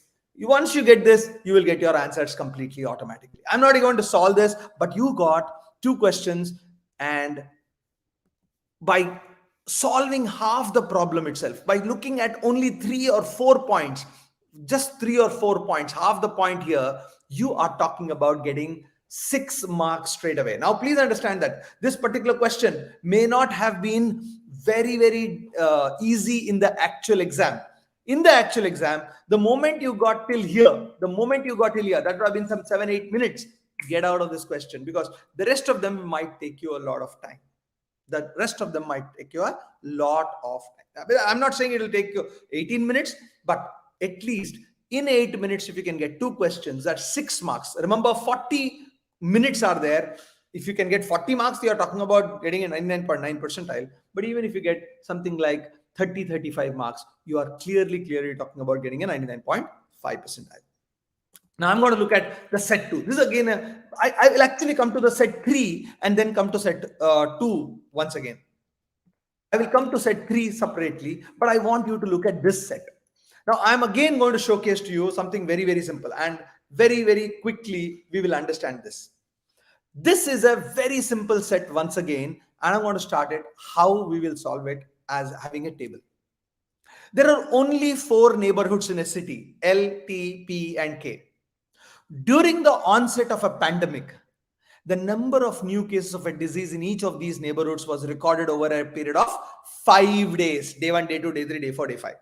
On each day, the number of new cases recorded in any of the neighborhoods was 0, 1, 2, 3. So there are 4 neighborhoods, L, T, P, and K, and 5 days, 1, 2, 3, 4, 5. And in each of the neighborhoods, either it will be 0, 1, 2, or 3 cases. Somewhere while you're reading it, this kind of a structure has to be formed. The following facts are also known. There were at least 1 new case in every neighborhood on day 1. On each of the 5 days, there were more cases in K than M. Number of new cases in the city is in a day kept increasing during the 5-day period. The number of new cases on day 3 was exactly 1 more than the day 2. The maximum number of new cases in P was 2, etc., etc.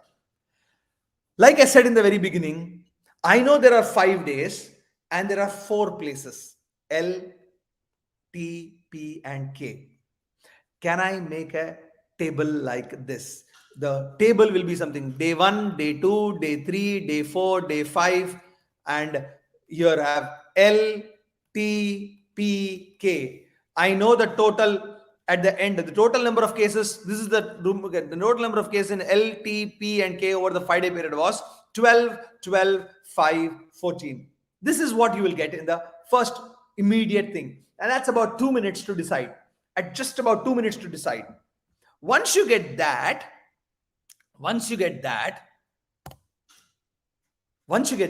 I am going to make a table like this, which is what I've written.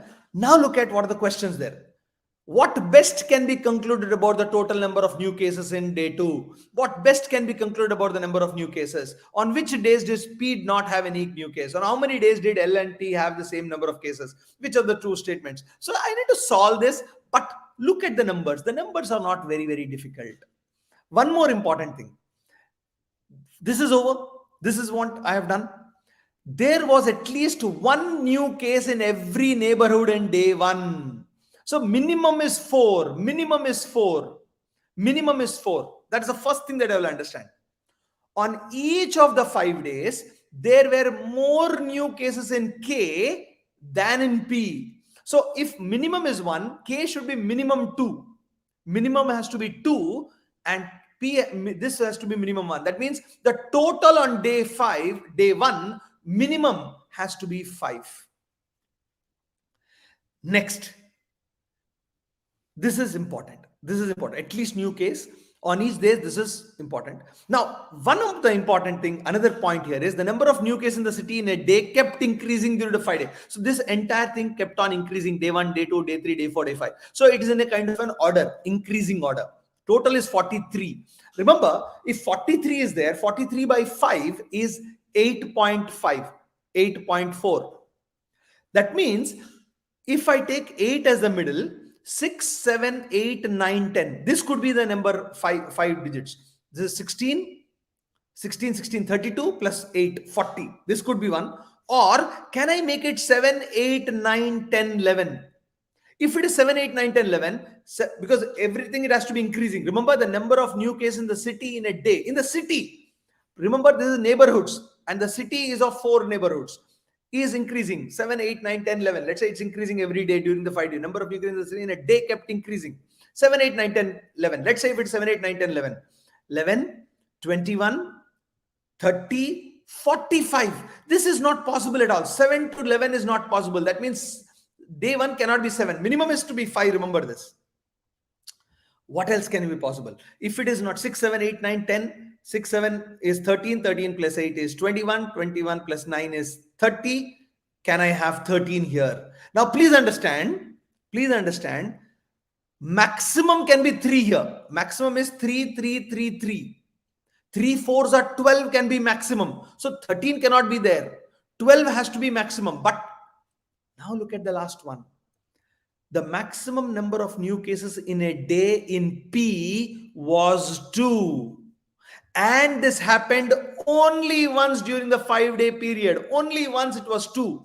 The maximum any place it be 2. That means other three LT and K could be 3, 3, 3. That means one is 2. The other 3 can be 3, 3 and 3. 9 plus 11. The maximum possible is 11. If the maximum possible is 11, that has to be the last day. Remember, now look at this. 11, 10, 9, 8, 7. Can this be the 5? 21, 30, 38, 45. This cannot be. It has to be 5. It cannot be 7. It has to be 5 because total has to be 43. Remember, 12 plus 12, 24. 24 plus 5, 9, 29. And plus 14 is 43. If you can get this right, you got your answer. 5, 8, 9, 10, 11. We also saw the number of new cases on day 3 was exactly 1 more than day 2. Now, in fact, this is an important thing. I forgot. This is important because this has to be 8 and 9. You could have taken 5, 6, 9, 10, 11 also. 19, 28. 28 plus 11 is, what is this? 5, 6, 9. You can it have 5. I can have it 6 here. If it is 6, 2 I have to make. Then 8, 10. No, it cannot be there anywhere. 5, 6, 8, you will not get it also. 21, 29, 32, 42 only you are getting it. Whichever way you look at it, you will get just this one answer. Once you get this, the maximum, this is 2. This has to be 3, 3 and 3. Now we also know one more thing. The minimum has to be 5 here. Minimum has to be 1, 1, 1, 1, 1, 1, 1 and 2 here. Because remember, K has to be more than P all the 5 days. Now, once I get this, now look at how simple this entire story is. 2, 1, I have to have 14 total. 14 total, 3 4s are 12 plus this. This has to be 3, 3, 3, 3. There is no doubt about it. Now, I have to have 10. There has to be 1. 3 3s are 9. This has to be 1. There is no choice. There has to be 1. Now, look at this. 2, 1. Now, one of them has to be 1. One of them has to be 0. One of them has to be 1, one of them has to be 0. One last interesting point. K is the only place to have 3 new cases on day 2. K is the only place to have 3 new cases on day 2. Now look at this. This is done. This is done. K is the only place that to have 3 on 2 cases. If only 3 can be there, now nobody else can be 3 here. What 3? That means maximum that L and T can have is 2 and 2. There cannot be 2 here. That means 2, 2, 4, 5, 6, 7, 8. That means this has to be 3, 3 and 0. Over. Your questions are over. Look at the question. What best can be concluded about the total number of cases in the day 2? Day 2 is 8. Exactly 8. What best can be concluded about the number of new cases in L on day 3? L on day 3, exactly 3. On which days did P not have any new case? P not have any new case, only day 3. Which of the 2 statements are necessary false? There were 2 new cases on T on day 3. T had 3 cases. This is false. This is false. There were no new case in P on day 2. There was a case of P on day 2. This is false. Both statements are false. How many days did L and T have the same number of cases? And how many days did L and T have the same number of cases? L and T 1, 2, 3, 4, 5. All 5 days. You will finish the entire goddamn thing in 9 minutes flat. Remember, I am solving it for you. I am probably solving it again. But while I'm explaining, if I'm able to do it in 9 minutes, you can do this in less than that. You can do it in less than that. And that is the beauty of this kind of question. Structure. Getting the structure, having a numbering right. Without, one of the other third thing that I'm looking at, which is very, very important in data interpretation or logical reasoning, is complete concentration when you're solving.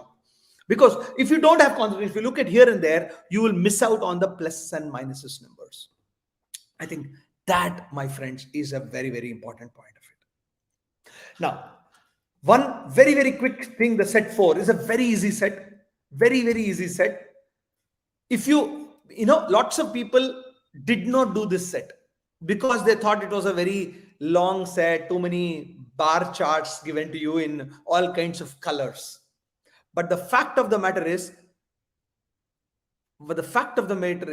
this is a straightforward question which can give you if you get the structure again, all the questions will be very, very straightforward. Now look at this, what is given, and I explained to you in this entire statement itself. In the following, a year corresponds to 1st of January of that year. A study to determine the mortality rate for a disease began in 1980. This is 1990, 2000, 2010, 2020. A study chose 1,000 males and 1,000 females and followed them for 40 years or until they died, whichever came first. The 1,000 males chosen in 1980 consisted of 250 each of 10 to 20, 10 to 10, 20, 20 to 30, 30 to 40, 40 to 50. The 1,000 females chosen also consisted of 250 each in 10 to 20, 20 to 30, 30 to 40, 40 to 50. So look at this. In 1980, there were 250 males of 10 to 20 years. Now, these guys will become 20 to 30 in 1990. In 1990, 20 to 30, there were 230 people only. These guys will become 30 to 40 in 2000. 30 to 40 in 2000 is 180 people. 40 to 50 they will become in 2010. In 2010, 40 to 50 people, males, I'm talking about males here, is 150. And 50 to 60 years they will become in 2020. And in 2020, 50 to 60 year males are 140.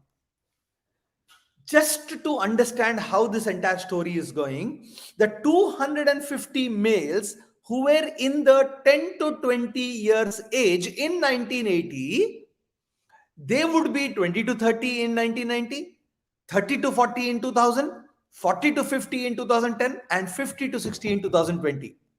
How many of them are there? 250 people became 230, that means 20 people died. 230 to 180, that is 50 people died. 30 people died between 2000 and 2010, and 10 people died between 2010 and 2020. 250 males who started in 1980, the number of people who are more than 60 after 2020 were only 140, or total 90 people died. This is the logic of it. That same thing can be done for females also. Now look, remember, 250 of 1980, 250 of 20-30 years age became 235, 205, 165, and 125. Likewise, everything. Here you have to make a table like this. The people who were 10 to 20 years, 20 to 30 years, 30 to 40 years, and 40 to 50 years in 1980 is given to you.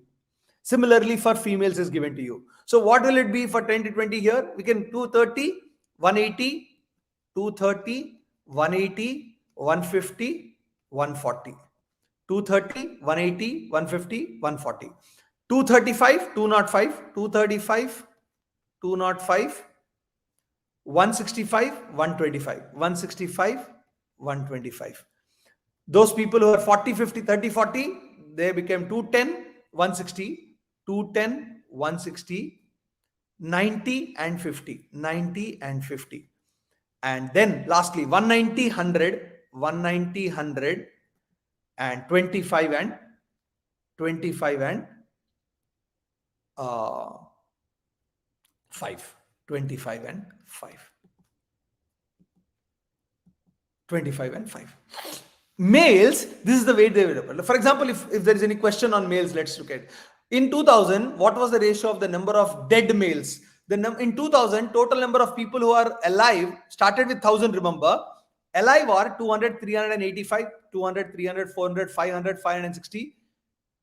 560 plus 80 is 640, 645. 640 people, 45 were alive. That means the number of people who died was 355. The ratio will be 355 is to something. 355 by 5, you do it.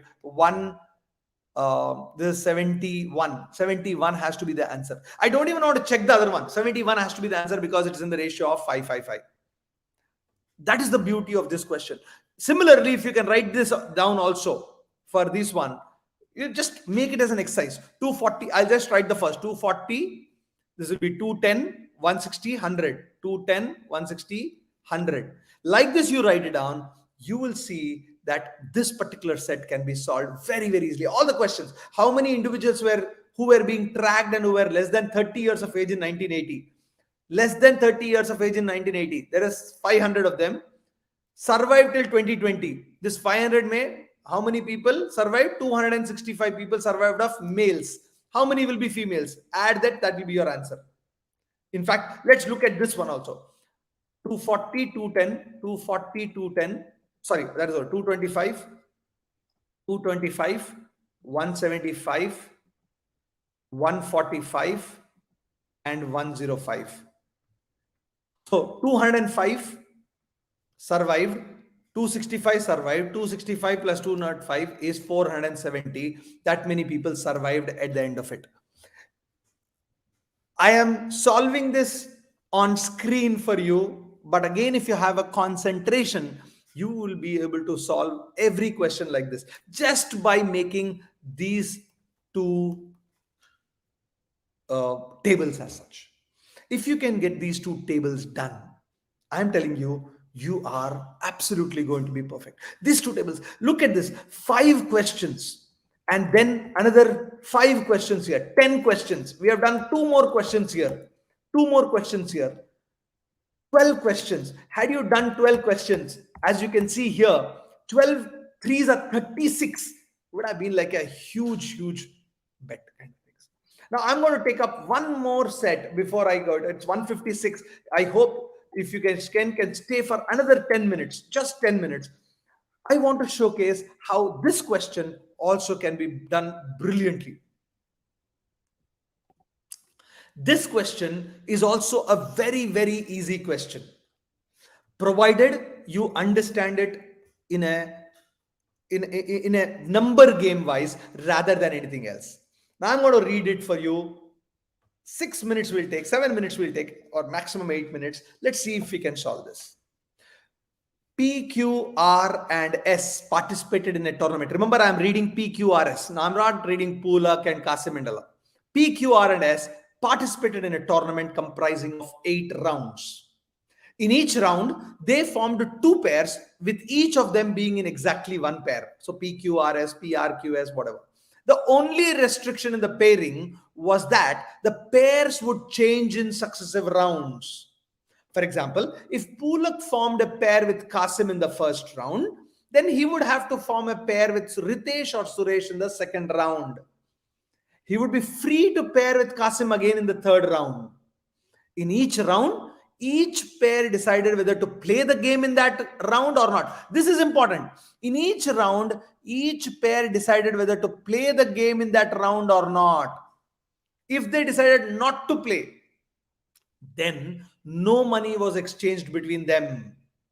If they decided to play, they had to bet either ₹1 or ₹2 in that round. If they decided not to play, no money was exchanged. But if they decided to bet it, either ₹1 or ₹2. For example, if they chose to bet 2, then the player winning got +2, losing got -2. At the beginning of the tournament, the players had ₹10 each. Total is 40. All of them. Remember, it's a zero-sum game. Somebody is losing, somebody is gaining. So therefore, at the end of every round, the total has to be 40. This is the second most important point. First important point is they don't have to play. Second most important point is this. Now, most of them don't read the basics, but please read the example. The following table shows partial information about the amounts that the player had at the end of each of the 8 rounds. This is the table given to us at the end of each of the rounds. It shows every time a player had, rupees 10 at the end of a round, as well as every time at the end of a round, a player had either the minimum or the maximum amount that he would have had across the 8 rounds. This table shows whenever 10 rupees was there, 10 rupees are there only in these times. Every time 10 rupees was there, it was shown. Remember, it shows every time the player had 10 rupees at the round. That means beyond this, there was no other time that these 4 guys had 10. And it also showed a player had either the minimum or a maximum amount that he had at any of the other rounds. Now, here it is what. Now, let me use a different color. This is minimum 8, maximum 12. Minimum is 10, maximum is 13. Maximum is 13 clearly here. It cannot be anything beyond that. Minimum is 10, maximum is 10, minimum is 4. And here, minimum is 8, maximum is 13. Now look at this. For example, Suresh had rupees 10 at the ends of rounds 1, 3 and 8. 1, 3 and 8, it has 10. And not after any other rounds. That means 10 is there only in 1, 3 and 8. The maximum amount that he had at the end of any round was 13. The maximum was 13 at the end of round 5. And the minimum amount he had at the end of round, at any round, was rupees 8 at the end of round 2. At the end of all other rounds, he must have had either 9, 11 or 12. So the only 3 numbers are 9, 11 or 12. 8, 10, 13 it cannot be. It has to be 9, 11 or 12 only. Likewise, now look at Ritesh. It can be only 9, 8, 7, 6, 5. It cannot be anything else because minimum and maximum is given. Minimum is 8, maximum is 12. It has to be 9 and 11 only. And here is minimum is 10, maximum is 13, 11 and 12 only. And the total has to be 40. Remember, the total has to be 40 always. This is important again. Look at this. That's it. And last thing which is given to you, it was also known that P and Q had the same amount with them at the end of round 4. At the end of round 4 also they had the same amount. Now, let me now look at how to solve this. Now, the total has to be 40, 10, 10, 8. This has to be 12. That means the first pairing should have been PQ and R and S did not play, meaning they did not put anything. Remember, 4.5 minutes, I know this much at least. 4.5 minutes, 5 minutes, probably. 4.5 minutes, 5 minutes. 3 more minutes, we will see how. Look at this, total has to be 30. 13, 10, 23, 8. 23 plus 8 is 31. This has to be 9. This has to be 9. Is it correct? 23, 32, 9. Very clearly. Now look at it. 8, 10, 10, 8. That means P and R and Q and S are going. These are the things. I'm looking at what else can be done. This is a 10, 10, 13. This has to be 7. Very clearly. I don't know which pairing are there. But I know this. Once again, I'm just writing for my understanding sake. This has to be only 11 and 12. This has to be only 9 and 11. This has to be 9, 8, 7, 6, 5. This can be 9, 11 and 12. Now just think about it. It is purely about filling numbers actually. 23 or over. 13 plus 10. 23 or over. Remaining is how much? 17. This plus this has to be 17. This plus this has to be 17. If this plus this is 17, 9 plus 8 can be 17. If it is, this is 9, this has to be 8. But 4 cannot go to 8 at all. 4 cannot get to 8 at all. What can it go to? 6 maximum. That means this has to be 11, this has to be 7. Are you getting my point? Are you understanding how very easily you can get this number? One more thing. Both of them have to be same. If in round 4, P and Q have to be same, it cannot be 10 and 10. It cannot be any other number. It has to be between these two. This has to be 11 and 11 only. If it is 22, these two together should be 18. If these two together should be 18, what can this be? Now we also know in round 5, both are reducing by 1, 1. That means both, if 11 is becoming 10, 11 is becoming 10, both have to increase. This has to be 6 and this has to be 12. That you'll get it automatically here. Now you know who has played whom. I don't know still. We'll figure it out. That's okay. But all I'm trying to say, as you can see clearly, is that you will start, and of course it's 7 minutes right now, Ravi. I understand time up kind of things Ravi Ranjan Kumar is saying, but when you are concentrating in it, you will start looking at just this as numbers without really worrying about what can come, what need not come kind of things. Let's just see what else can. This is 16 done. This is 16 done.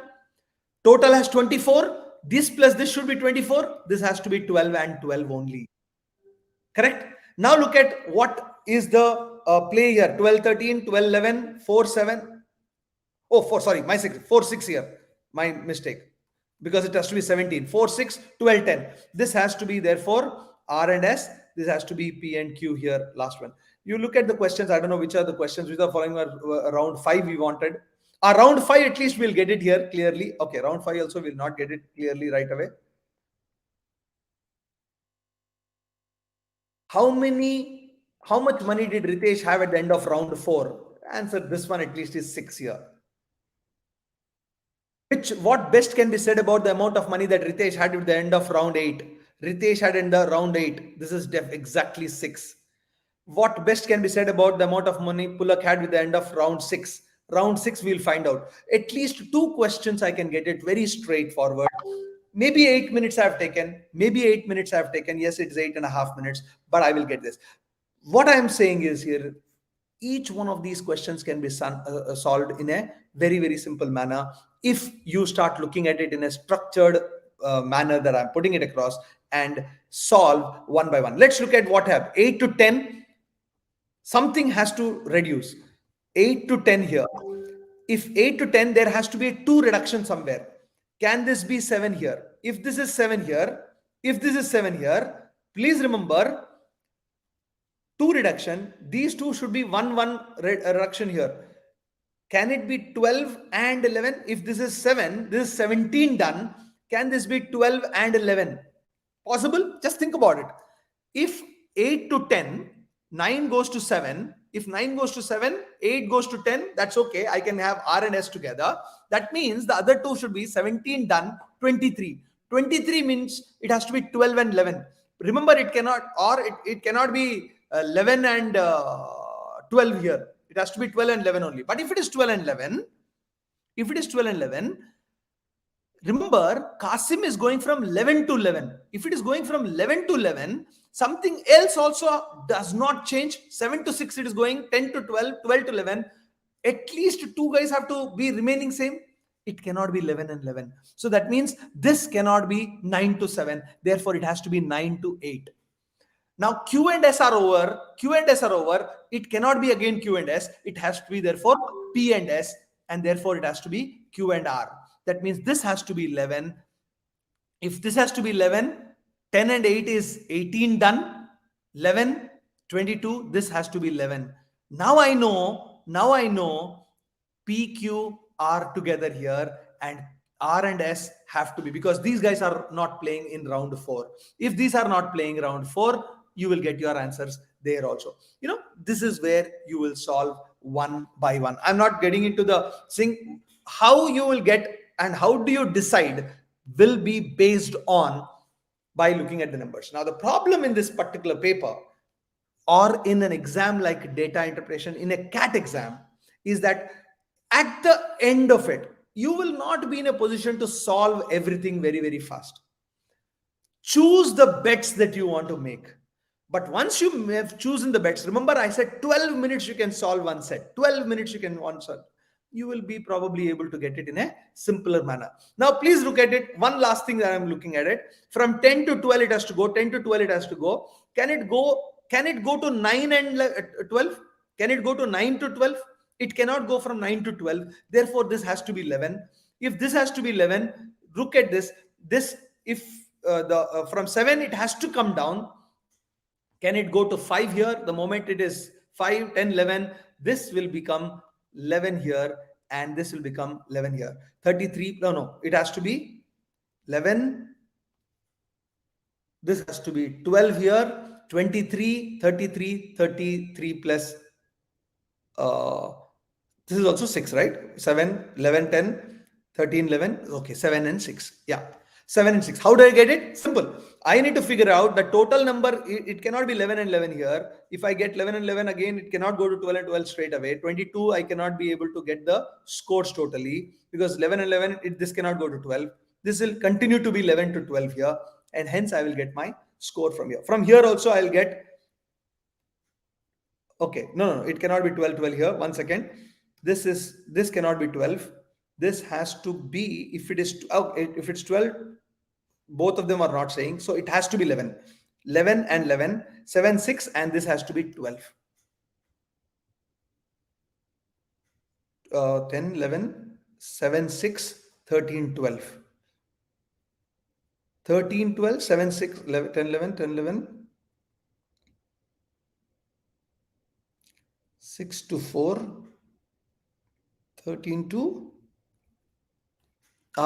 just have to check it out here. 1 second. 11, 11, 11 to 12. 22. I have to have 28. This has to be 1 second, guys. You just have to check one here. 10, 10, 7, and 13. Anybody checking that? Q and R has to be 12 and 5. This goes up. Okay. Okay. This has to be 5 here. Okay. Because 12 and 5. I cannot have same things going up here. 12 and 5. 10, 11 and 13, 12. So here I will get P and S and I will have Q and R. These two. From here I will get, because it is P and S, because it is P and S, it has to be P and R and Q and S. And you will get the last one also very straight away. 11, 12, 5, 4, 12, 12. Your Q and S are not playing. P and R are playing. Therefore, you will get your answers. Sorry, that there has to be 2 down here and 2 up here. One of them has to go up because the total has to be 23. Together has to be 23 plus 17. You will get your answer. A little bit of a concentration is required to make sure that you get the right numbers here. But once again, the entire set, if you look at it, from how many games were, this is one more important thing before I leave out. People forget, they will get only 5 numbers for this question. Last question, I'm like, how many games were played with a bet of ₹2, for example? This one, people make a major mistake here because this is 1, 10 to 8, 8 to 10 is 1. Then 13 to 11, 8 to 10 is 1. Then 6 to 8, this is third one. You will not have here. Fourth one. Then you don't have it here. And you get fifth one.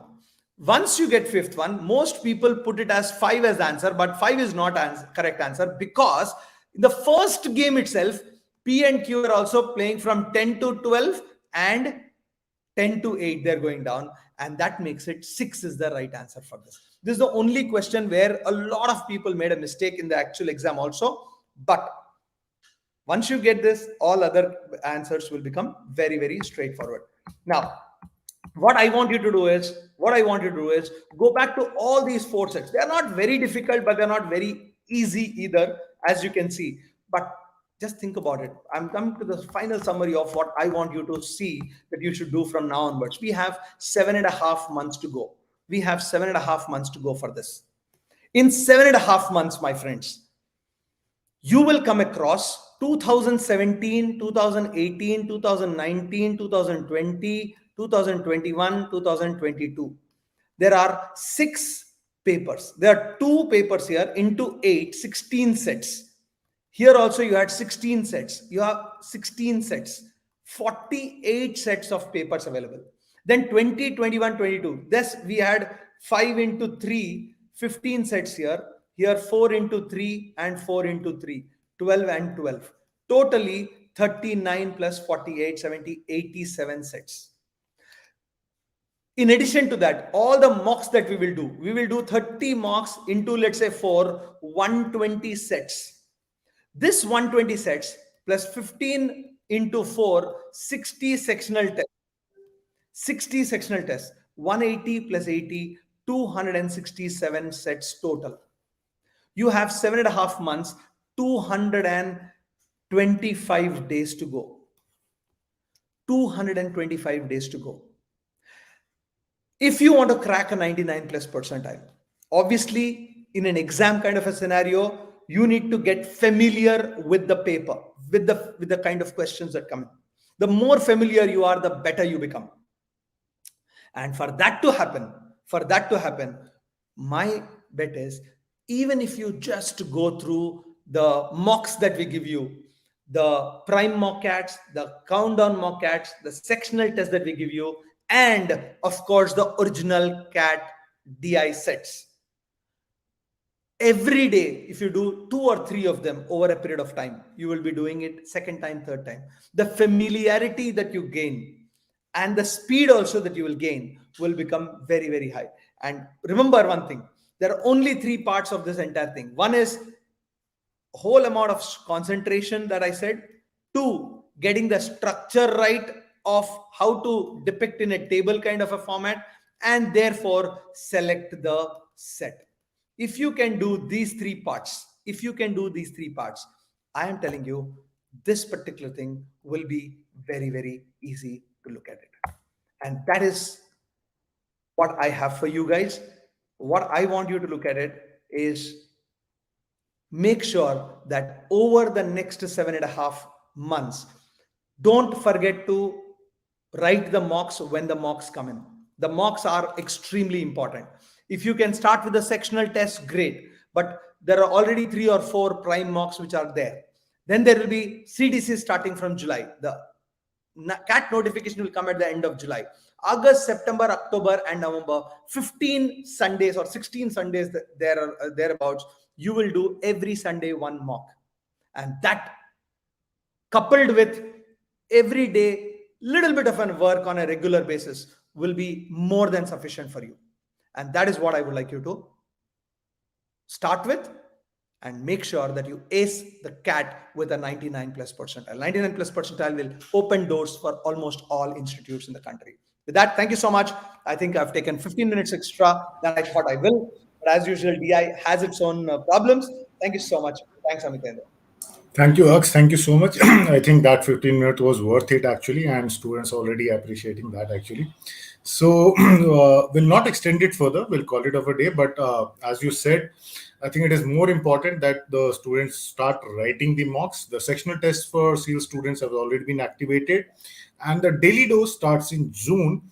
So you'll have a lot to practice, lot of sets coming your way. So you don't need to worry about actually.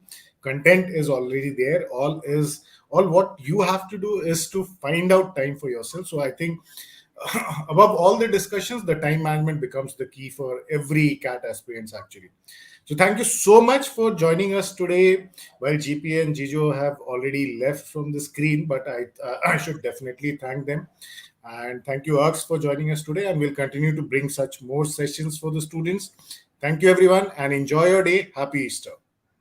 And do like the session to all of us so that we'll be more motivated to do that as usual. Thank you.